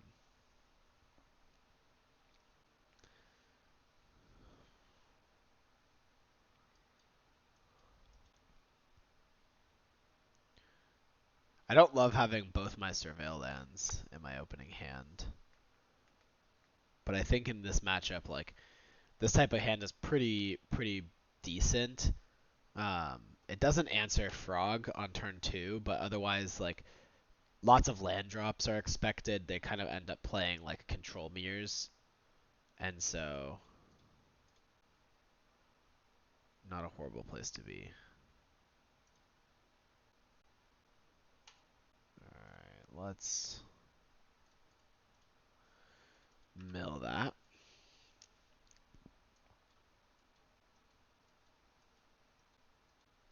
Yep, we're just crossing their fingers that they don't play Frog.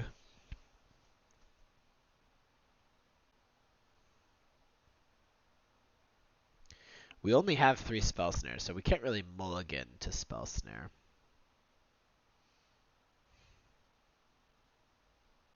Ouch.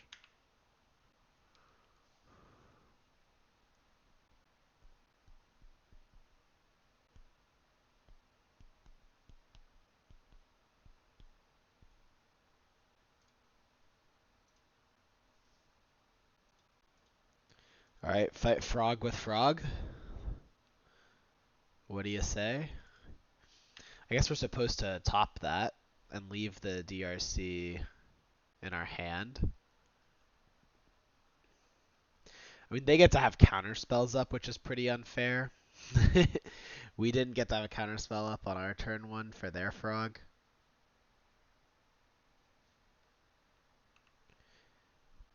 But even if we mulliganed, we can't really do much. It's just Spell Snare that would allow us to stop Frog. Discarding Push, we're so screwed. Wow, discarding 2 pushes. They must have a bunch of counter spells in hand then.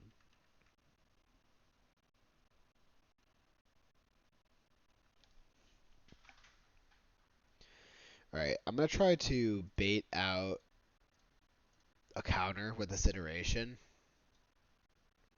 Yeah, I kind of figured they had a counter, at least one. Alright, DRC. DRC without Delirium. Maybe that's a mistake. They might have Bowmasters. I could have fetched, but then my Spirebluff Canals would enter tapped. Maybe it was worth it. If they Bowmasters me, it certainly will be a feels bad. Surgical Extraction Expressive Iteration. Alright, well we wouldn't have had Delirium anyways then.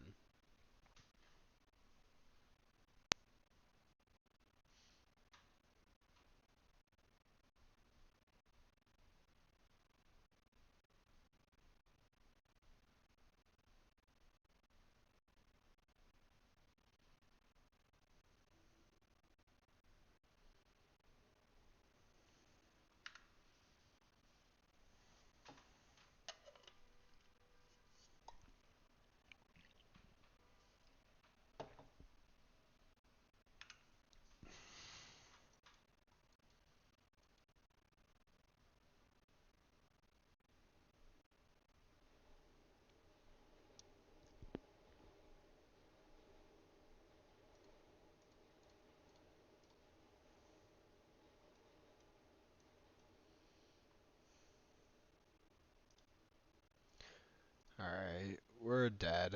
I guess we could have tried maybe sink. We already binned one of them though. Sometimes you gotta know when to hold them and know when to fold them, and that was definitely a time where we needed to fold them. Go to the next game.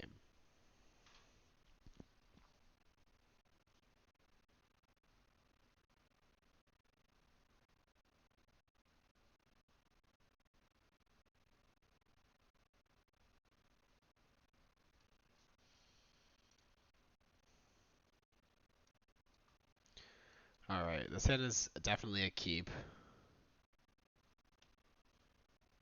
We can start off with a DRC.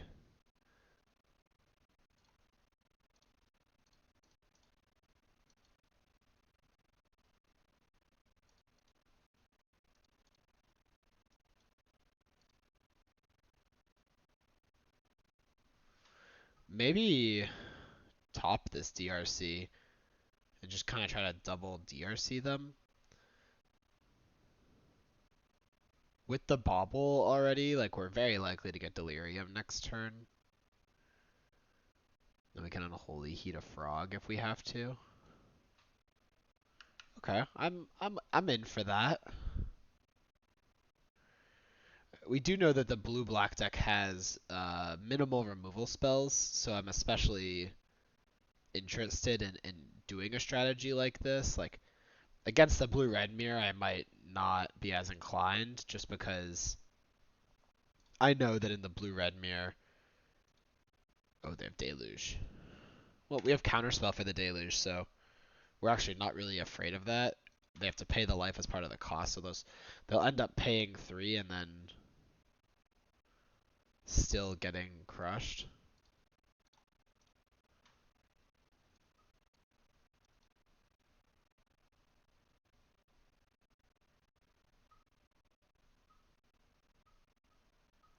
Playing the DRC. Ooh, wow, subtlety on the DRC.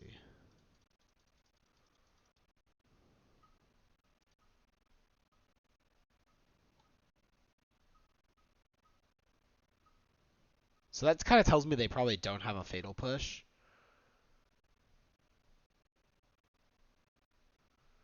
It is awkward that we're about to preordain and like kind of lose a lot of value off of it, but I still don't hate the plan of like DRC, then also finding a land.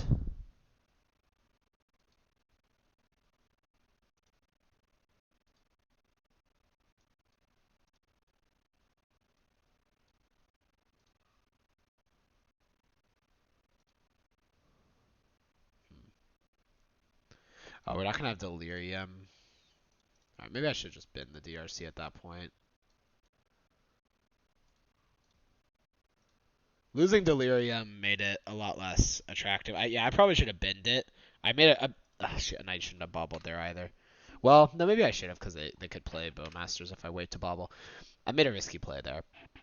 I should have binned the DRC to ensure we had Delirium at that point. I also won't even be able to play the DRC unless yeah, I should have binned it. Because I can't even play this DRC unless I find another land. So if I had thought forward how this would play out, I needed to like bin and surveil DRC to stop off the preordain, bin an instant, and then find a land. I guess if they just draw it and lock the DRC there, now I can play another. It's still not even that great though. I mean, they'll have to deluge it.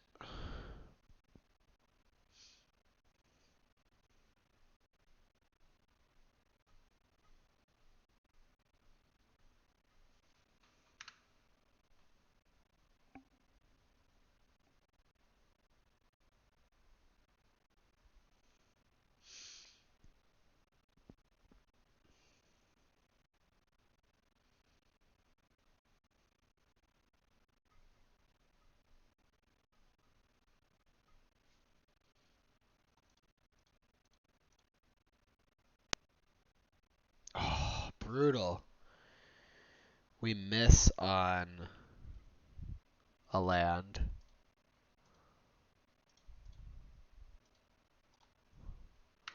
so we just have to float a counter spell.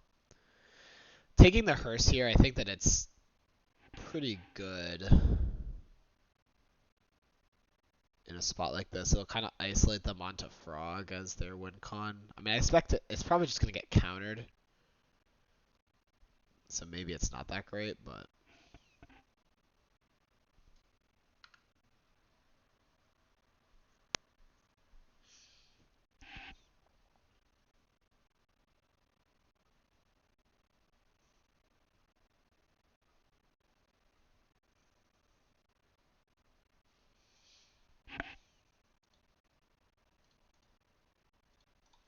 we could just run out the hearse. Alright, counterspell. Man, that might have been a mistake too. I mean, now they could play Murktide, and they can play it as a 7/7, and we don't have counterspell or dress down up. Yeah, truthfully, that might have been bad. Probably a better play is to pass there. Try to see if they'll make the first move. But I mean they don't, so I guess not punished. Though still sort of punished because forcing through the hearse would have been pretty good. I could have tried to wait and protected it with a counterspell or something.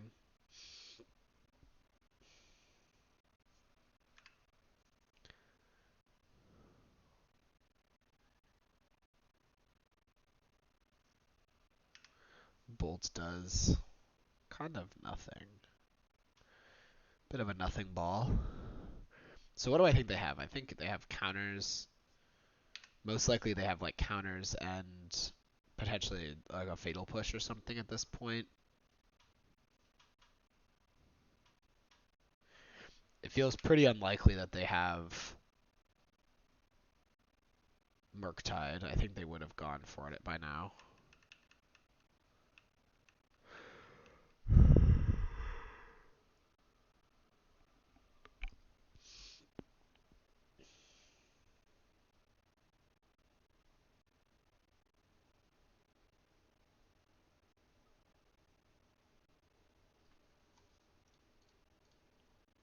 This is where I can flash and dress down and then try to bolt the frog.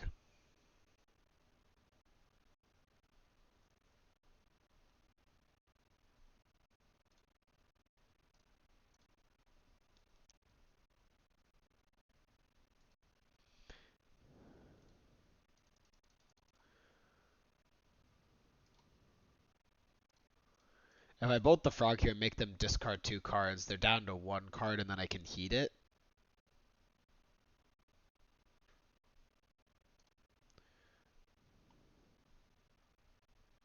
I should have maybe I should have sold that more. I bolted it so fast. Maybe they're suspicious. Well, I mean, yeah, I don't know. Tough call for them.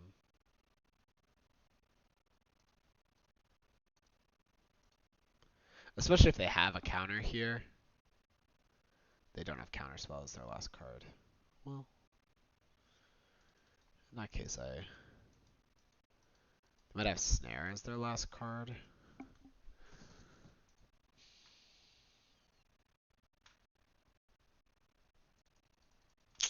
I think I'm supposed to not get too aggressive here, just because like if they have, I could play Murktide as a 8/8, I guess. It's probably pretty hard for them to punish that. But now I can like play a threat with counterspell backup.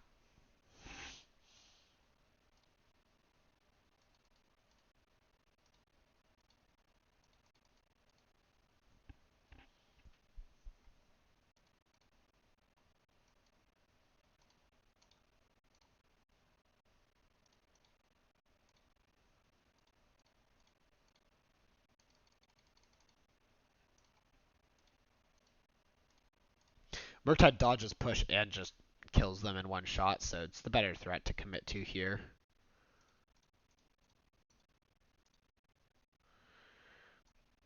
Oh my god.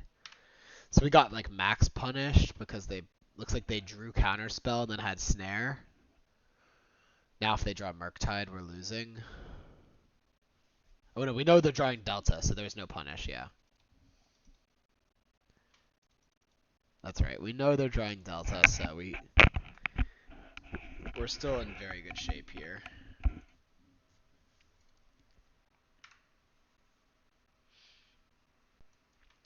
And we can now play Frog with Counterspell up for whatever they draw. So we're just winning this game. 100% winning. I play out the land because I have Polarity in hand. So there's a chance, I mean, I have 5 mana worth of spells in hand. If they, like, draw a counter here, I think just counterspelling this is pretty smart. That way, I'm guaranteed the extra card off my Frog, and it could be another counterspell. Like, the Polarity also should just be fine.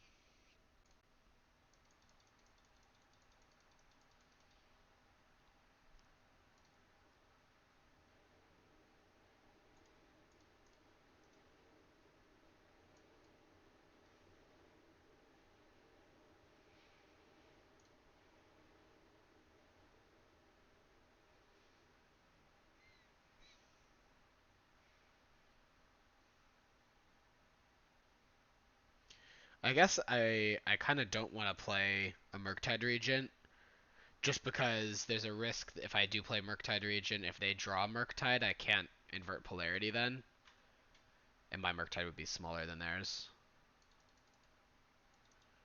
I think I'd still be favored from that spot, because like I could eventually grow my Murktide with Frogs, but with the Polarity up, I should just be 100% here.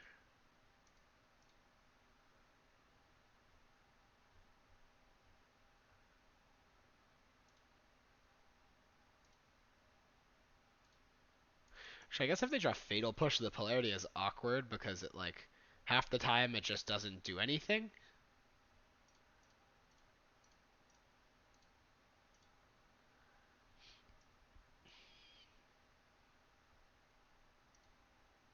Lost the flip. Alright.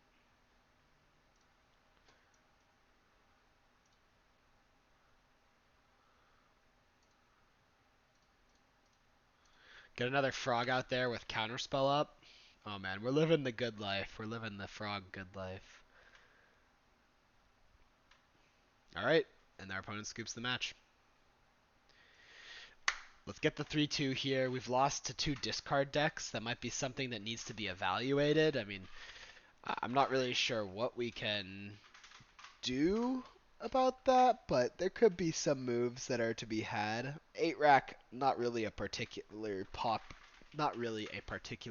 popular deck, but definitely the Necro deck is. We had some close games versus the Necro deck, so I can't really be too upset. Tamiyo, what a great way to end this league. It looks like we'll be playing a mirror. Well, we do have the Bolt for Tamiyo. It's pretty fortunate that we have the Bolt for Tamiyo here. Unholy Heat doesn't even kill the Moonfolk. I think no reason to cycle the Bauble quite yet. We could use it to bauble ourselves next turn with the Scalding Tarn, or if we draw DRC, then we can get value that way.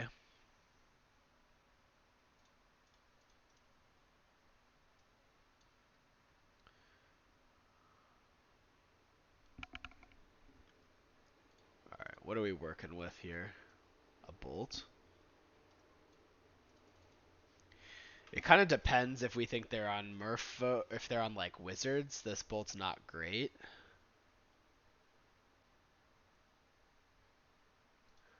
I think I'll mill the Bolt and Preordain. I'm gonna put them on Wizards over.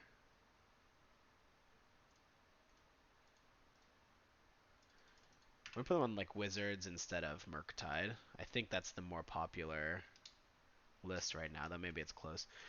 Even Murktide, I mean, they didn't play more creatures out, so I don't think they have creatures in hand right now. Like, if I was on their side and I had more creatures like Ragavan or DRC, I probably would just keep running them out. So I think that they probably don't have them in hand right now. And in that case, we don't want to draw the bolt necessarily. Alright. We bottomed to DRC, but we can't get away from it.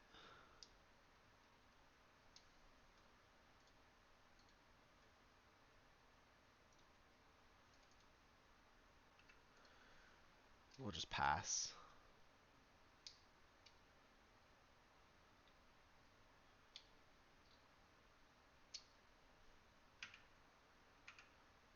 Bolt us.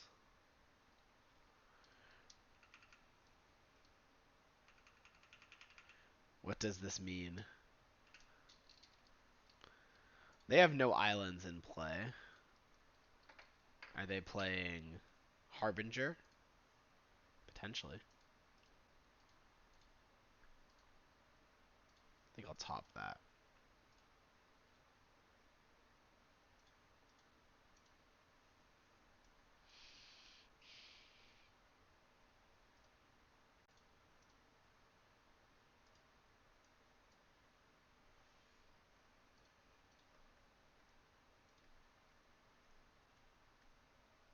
Getting that minor value from the DRC before it probably eats a removal spell.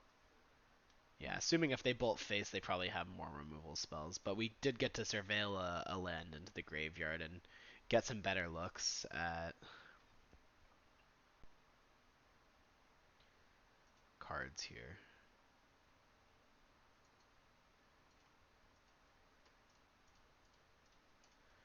I'm gonna run out this frog. I think my plan is just to like start jamming threats. I also consider expressive iteration to be a threat of sorts.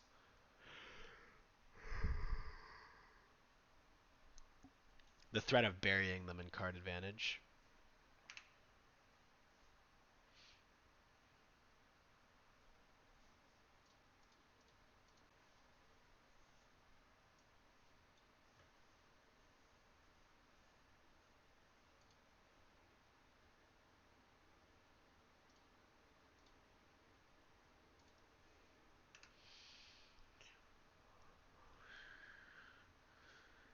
So they let the iteration resolve, which tells me they probably don't have more counters, at least counters that would hit the iteration. They could have subtlety. They could have like Flame of Anor here to draw. They could have. I don't think they have Murktide, but Snapcaster Mage. That makes sense.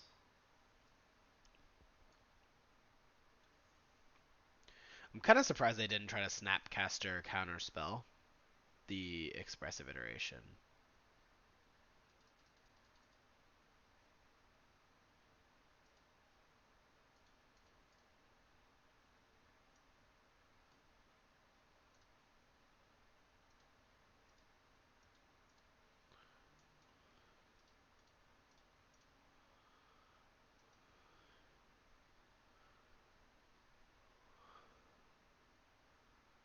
All right.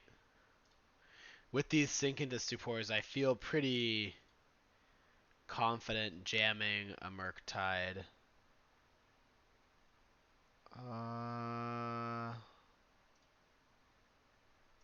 Let's just play a 7/7. That beats double Galvanic or like Galvanic plus Bolt, but I still expect there's a chance we get. Oh, this could be painful.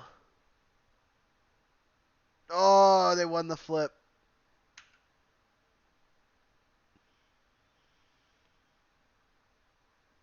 Alright, you have a 7/7. No, I didn't play around invert polarity. They were so patient with it too that it really got me. That was, I guess, pretty impressive by them to make that play, to be patient there. We can sink into Stupor this Murktide back to our hand. So not all hope is lost. Playing the land out, we have plenty of spells to cast here.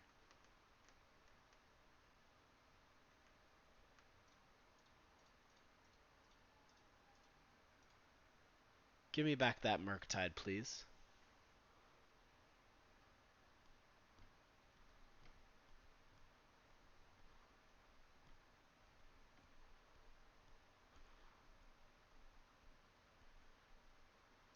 Okay. Snapcaster. Counterspell.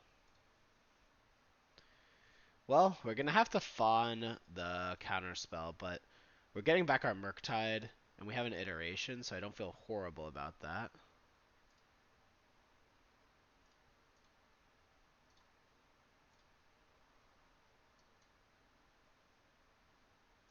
I'm keeping the iteration over the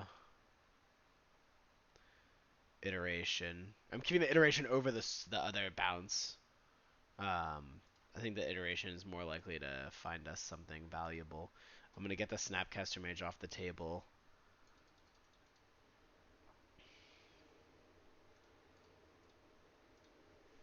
Let's iterate. Alright, snare to hand. Oh, snare to hand, bauble to exile. Check what they've got coming in the pipeline. Actually, I guess it's better to check what we have coming here to decide if we want to jam our threats or not. Watery Grave. In that case, I think that we might just want to slam these guys. Both of them.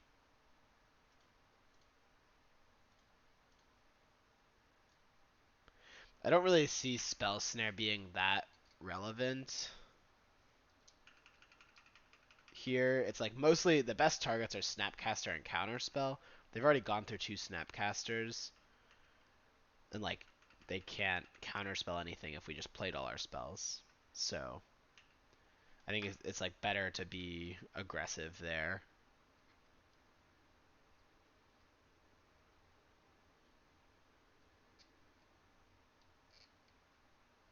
They have their own Murktide. Alright, fair enough.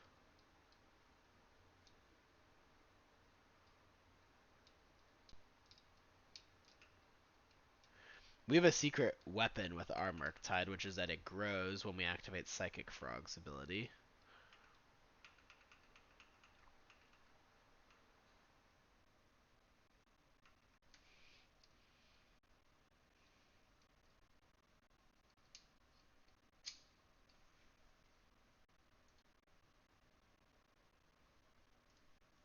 I think we have no choice but to kind of go for the win here. Like, sitting back, I don't really think is great for us. Yes, now we died to a Galvanic Discharge, but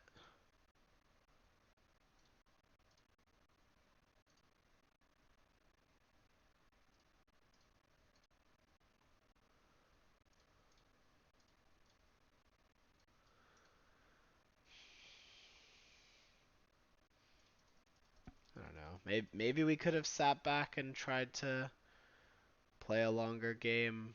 I'm not really sure if we'd be favored in that.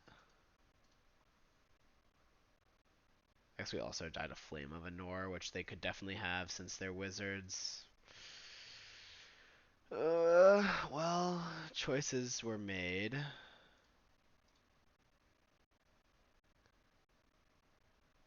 Please tell me Snapcaster Mage is your plan? They could double bolt my face if that was... What is this? Aw, Flame of Anor. Yeah. Alright.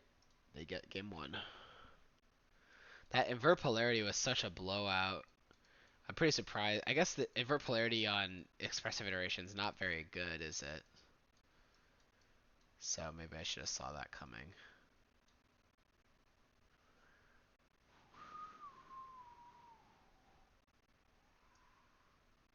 Kind of maybe need these bolts for Tamio.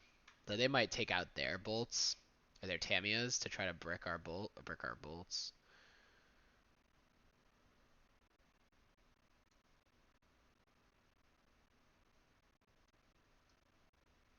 Maybe we're just like cutting down on heats instead.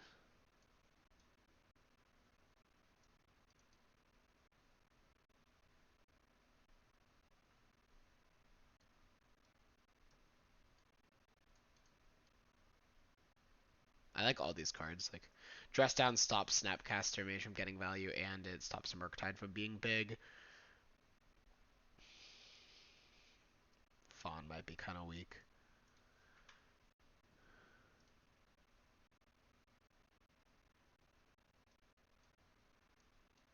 Well, we kind of saw the damage that the frog inflicted on us on the draw.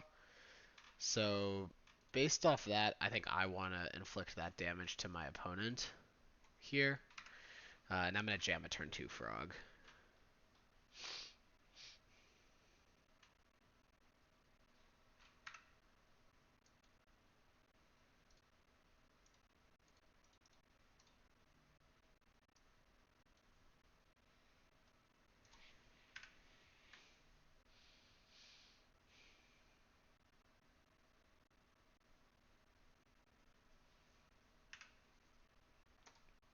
If they attack, I am going to try to block.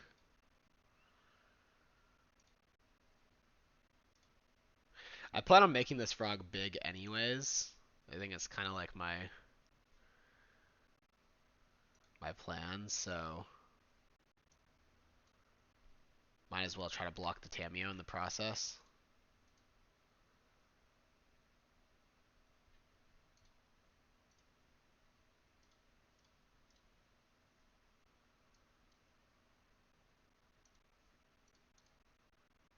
Didn't expect that, did you, Shia LaBeouf? Or maybe they did, and they just thought they had to do it anyways. Ooh, this counter spell emboldens me. I might just be shipping it in. All in. I'm definitely discarding this DRC. I think I'll just start there for now.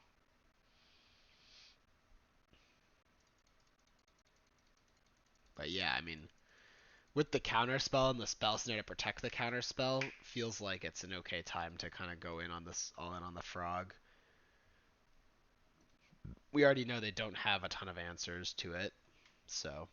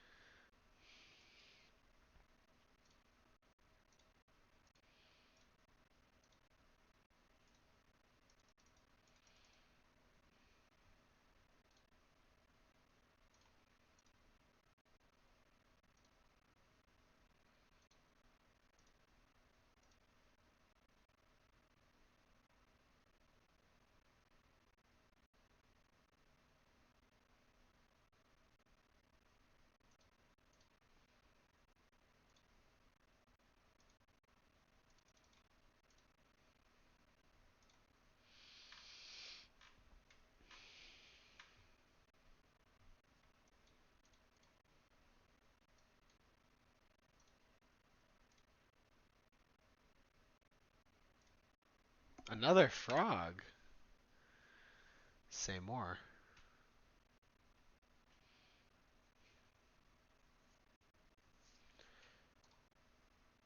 Just flash in the Snapcaster Mage. Interesting. Something fishy is up.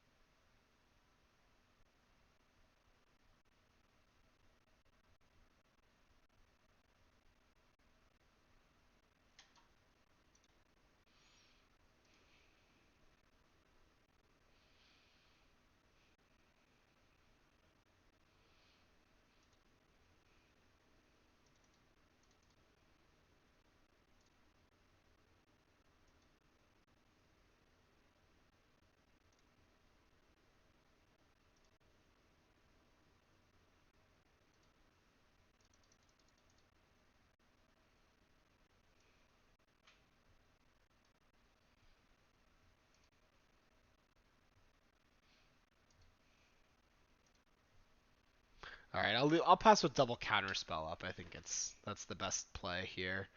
Um, should be really hard for them to beat that. But if I do use both those counterspells and they somehow remove my frog through them, I can then follow up with another frog and a Murktide Regent. So, like if I play Murktide Regent here and then protect it with counterspell, but then they have a way to answer both and then they untap, remove my frog, my counterspell is stuck in hand. So I think it's better to use the counterspells. It's just like, do they have Otawara? Do I need to be afraid of that?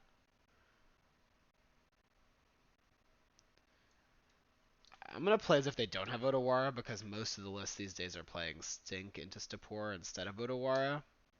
If they don't have Otawara, it's better to actually just counter the cards that matter. So that would be probably just the bounce spell itself. Even a Snapcaster Mage here, like I can just give my frog flying. Okay, let's counterspell Murktide Regent.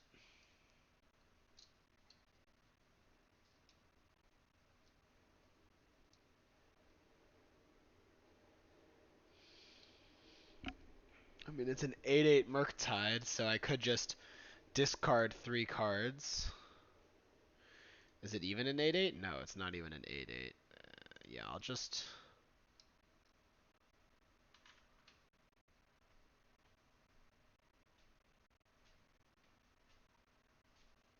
Well, I guess then... Yeah, then there's a risk they could, like, bolt my frog. I'll counterspell this Murktide still.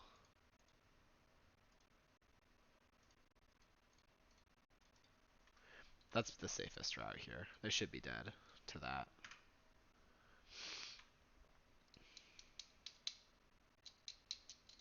Alright, I think we actually need our bolt in.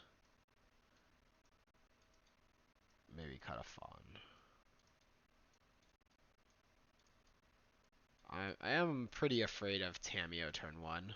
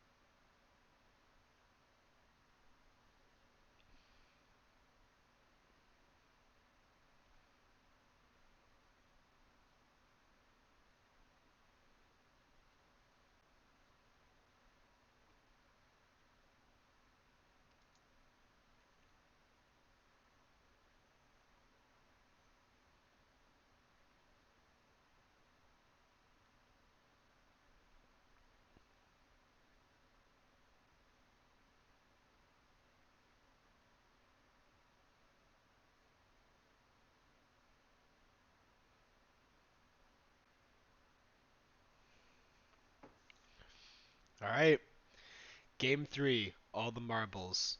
A 3-2 on the line. It all comes down to this.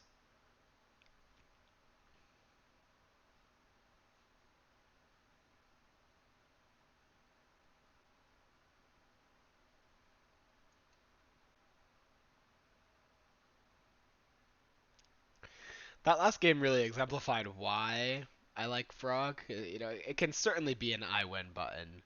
Um, that type of card is extremely valuable to have in your list.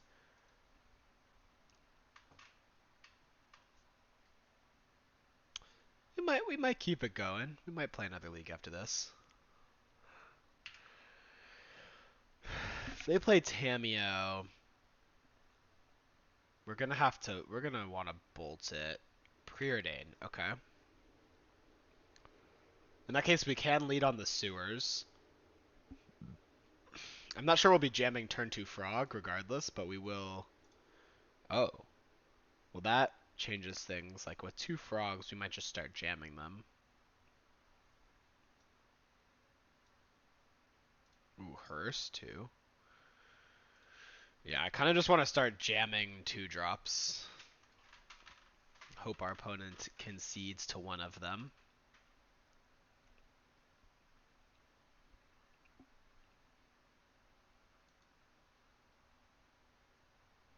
They have Hearse. Alright, well, we can fawn that, and then we have to decide what we're going to resolve. Probably pitch snare. Maybe resolving our own Hearse is the most valuable. Frog could get into like sticky situations where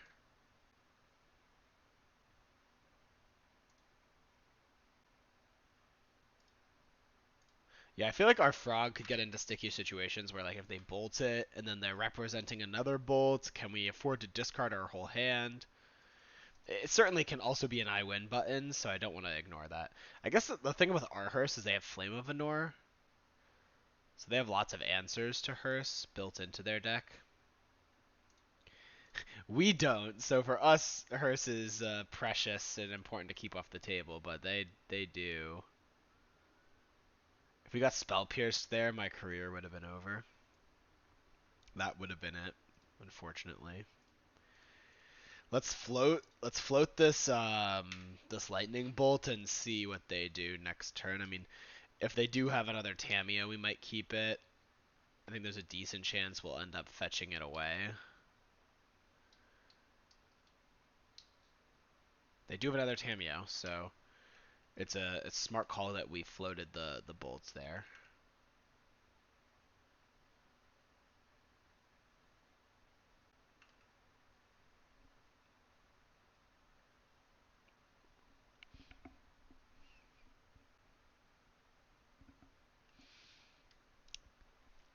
They're curious if we play Bowmaster. I guess as a Grixis deck, they do have to respect Bowmaster. So we don't, but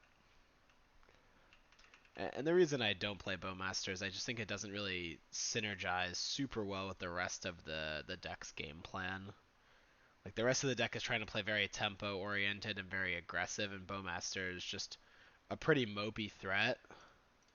I guess the flash element is kind of nice though, so maybe I should give Bowmaster a try. I think I would need another.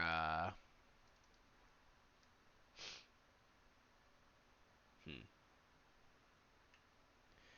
I'd probably need another black source to make that work. I could swap out a Spire Bluff Canal. No problem.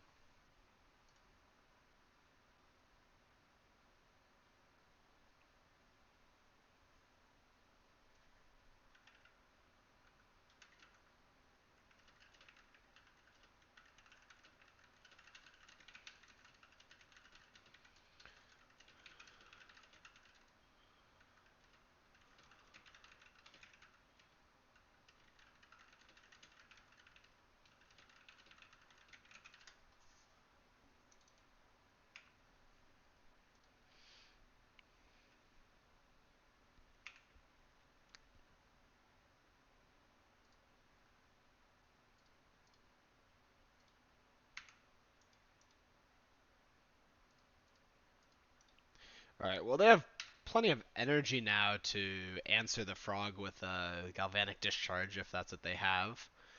But if they haven't found a discharge, the frog is still good. Flame here.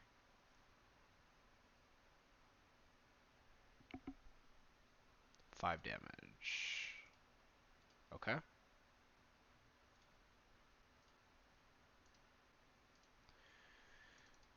Good thing we kept a backup frog.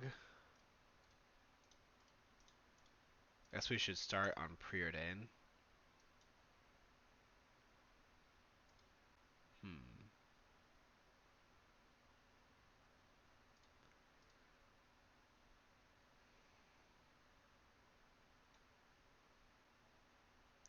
I guess we can afford to cycle this bauble, get some info, get another card type into the yard, but ooh. Is Tameo scary? Maybe. I mean, the good news is they can't go like land Tameo Flame. That would be really scary.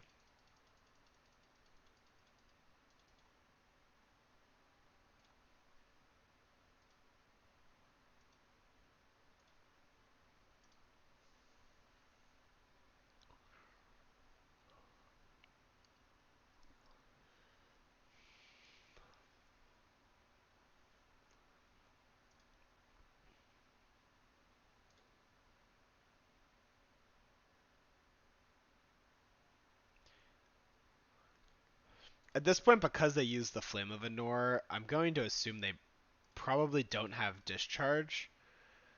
So I'm going to make this attack in. And I'd be willing to discard my lands if I needed to. Iteration. I guess I know I bottomed a land. Or an Unholy Heat, so maybe I wanted to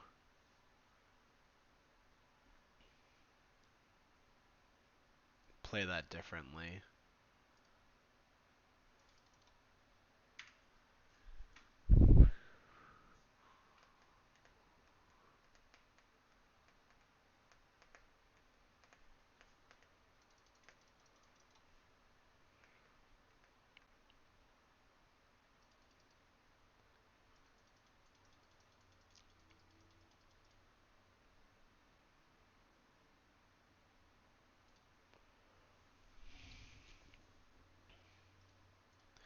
If they have Flame, they're gonna flame me before I draw, so I might as well just fetch now. If they have the Flame, it's pretty brutal, but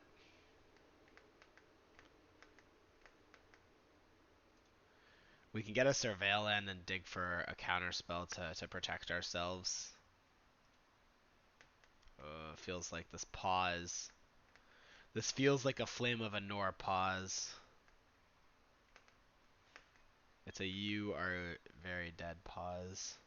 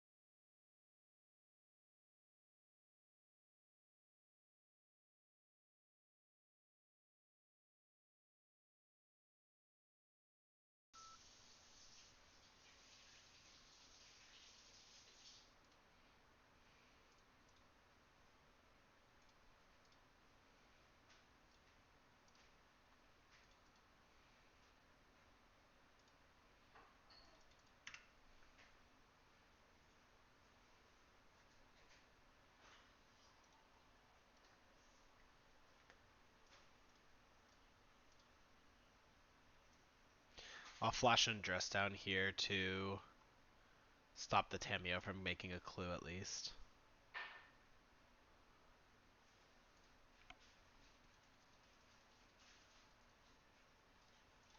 Help dig us towards hopefully a removal spell, but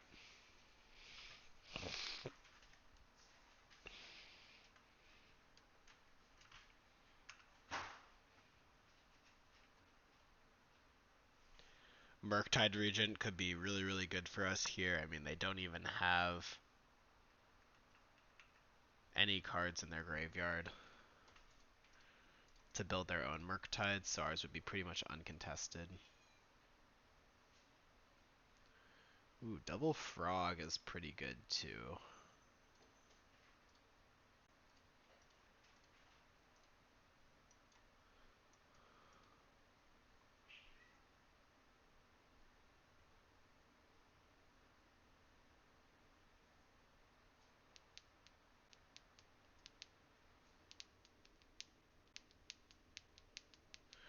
And I think I want to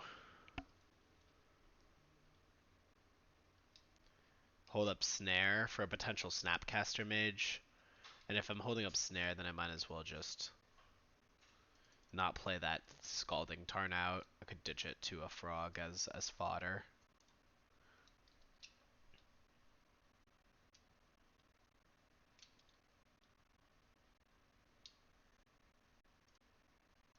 Alright. Let's hope that like Snapcaster Mage is their plan here.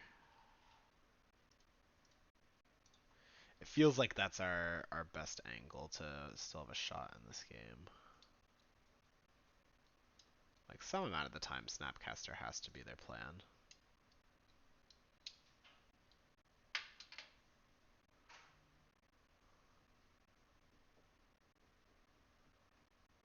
Or just like hope that we have nothing. Hope that we just let the frog die. Maybe that's also their plan. Keep it on top. Uh-oh.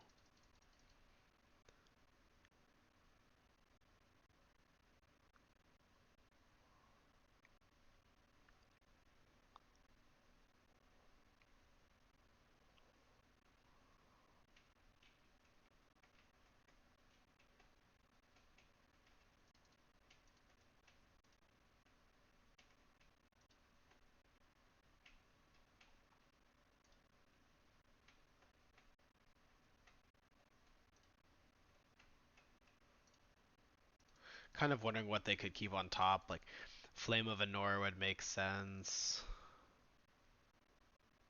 Whew, Dispute's a good one too. Play out another frog.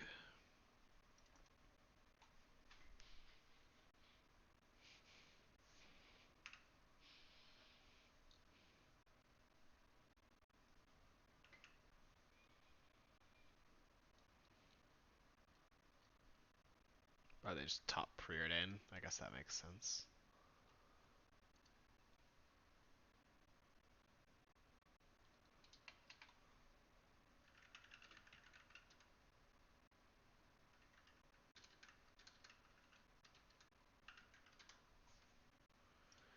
Bolt the weak frog. Okay.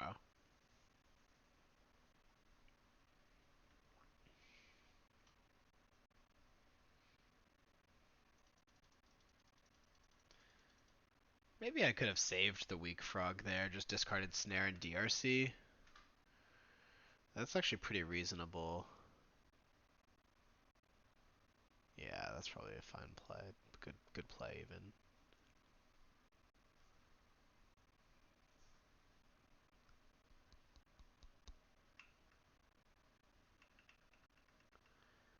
Alright, so they transform their Tameo.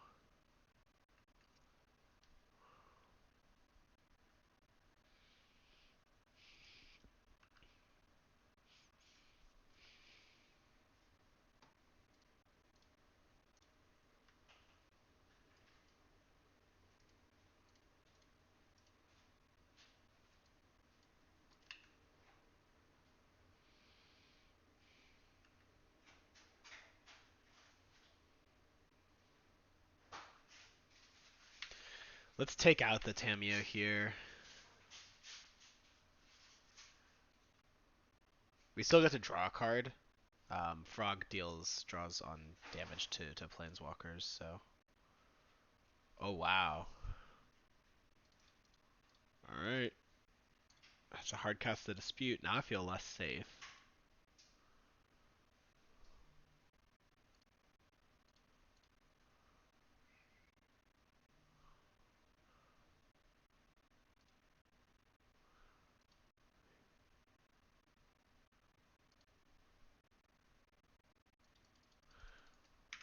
Now I'm spooked.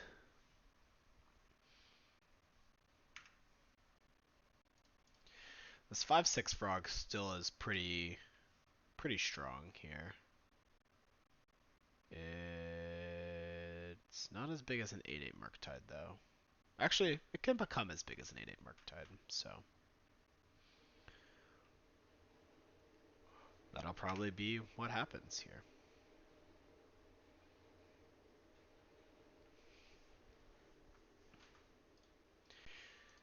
Yep, I'm all. Oh wait, I should wait to attack. Oops.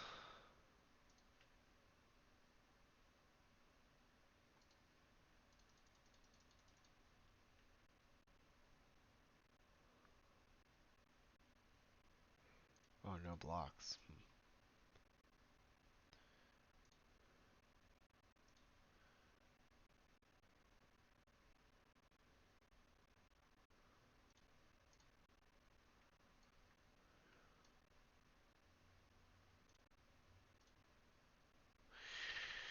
This heat could be valuable if they like try to use a blocker to like race me maybe. I'd rather have a counter spell, obviously, but I think the heat's better than a random card just because of the fact that yeah, it stops a blocker, which could be their plan.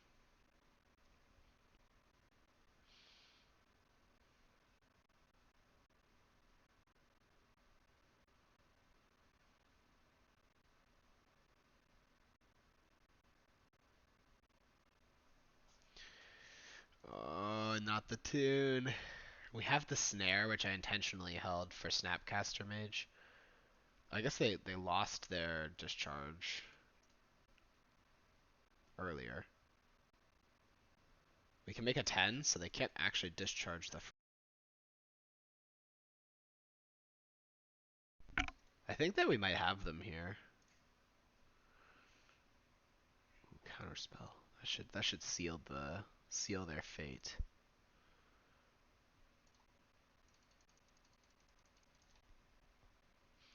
I'll discard the heat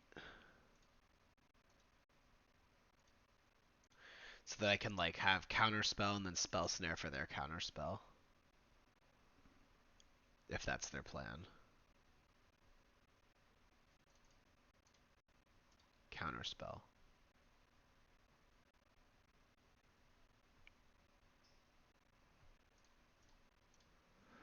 Played him like a fiddle. Played him like a fiddle.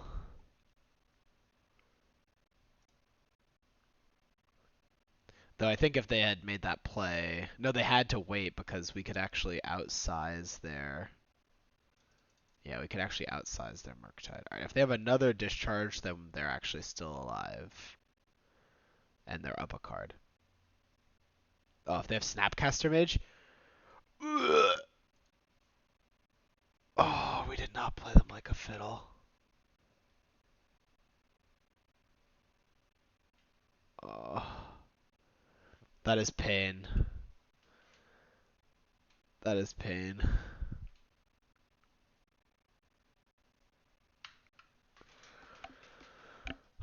Oh, no. Alright, Murktide Regen. Here it is. Oh, counterspell. It's a little late. It's a little late, but I won't complain. That's not a bad draw. It'll keep us in this game until we draw a Murktide, for sure.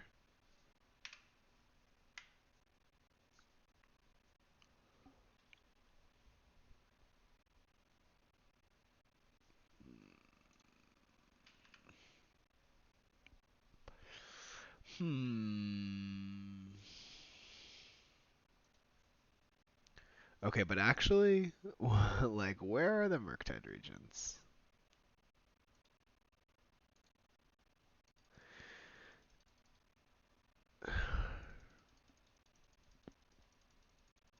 I'm not sure we want to fetch. I think we probably don't want to fetch.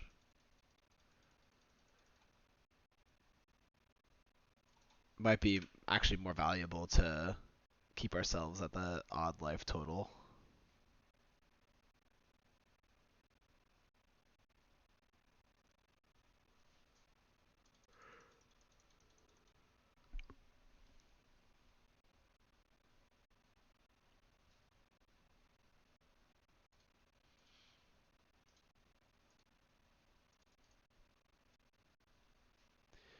I'm trying to weigh in my head like, okay, so they've gone through I think two or three Tamios, so they have maybe one Tamio left.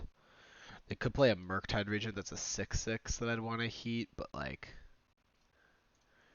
my guess is they'll probably just wait to make it a 7/7. So I think the heating here is pretty reasonable.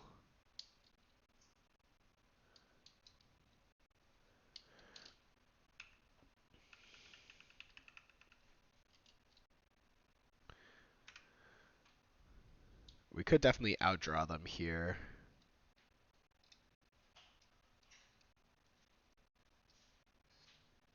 And I think they should have a lot more lands than we do on our deck. Because we've gone through 1, 2, 3, 4, 5, 6.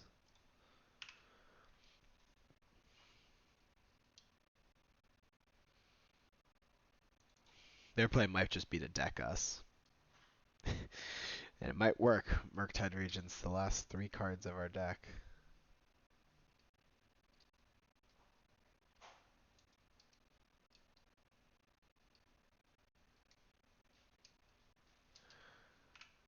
Oh, they only have 2 minutes on clock. I want it to not come down to that. Hopefully we can like find something that kills them first.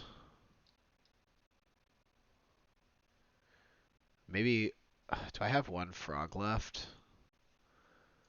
Maybe holding these lands is better if I have 1, 2. No, I have no frogs left. Okay, so then there's no reason to hold my lands anymore. Did they just bin their last Tamiya? They did. So I guess maybe they thought I had a removal spell.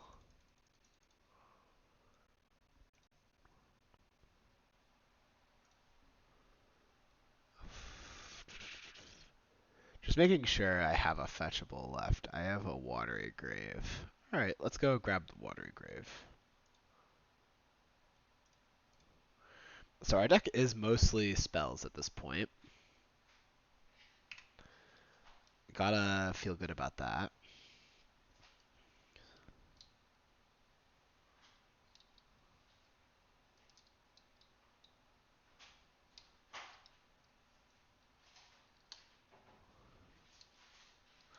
They're gonna make the first move going for a Murktide. We're gonna snap counterspell that.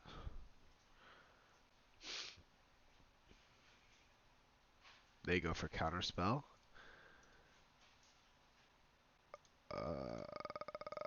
We spell snare.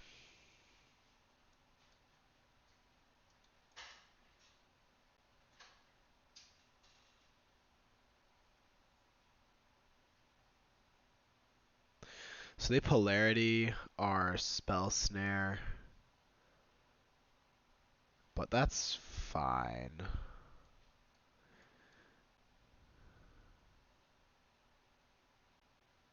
So they win the flip and they can target our counterspell again, but then we just counterspell the Murktide itself.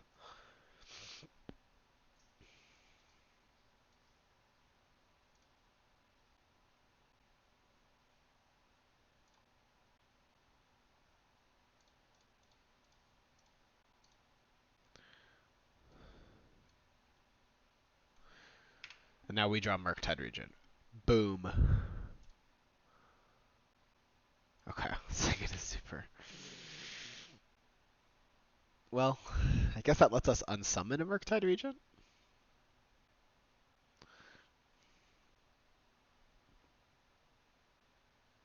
Hearse.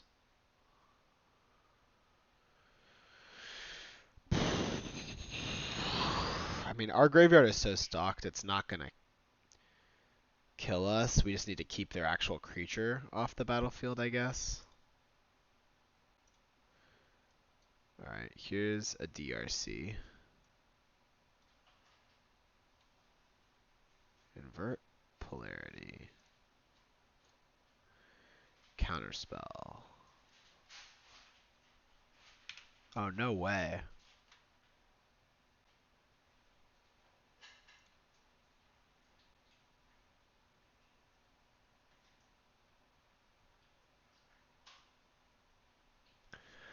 fawn. Uh, so I guess the best move here is to bounce the fawn back to their hand.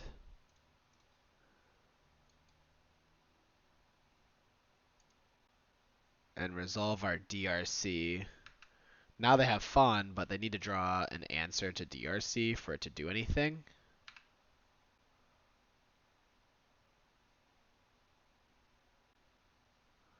Snapcaster Mage, importantly, does not answer DRC here. Alright, GG's. Sweet. So we get a 3-2. Obviously not the greatest, but I mean, that match against the Rack was pretty weird, and then the match against Mono Black was a pretty close one. Really appreciate everyone watching. Definitely check out the Patreon if you aren't there already, and I will see you guys next video. Thanks.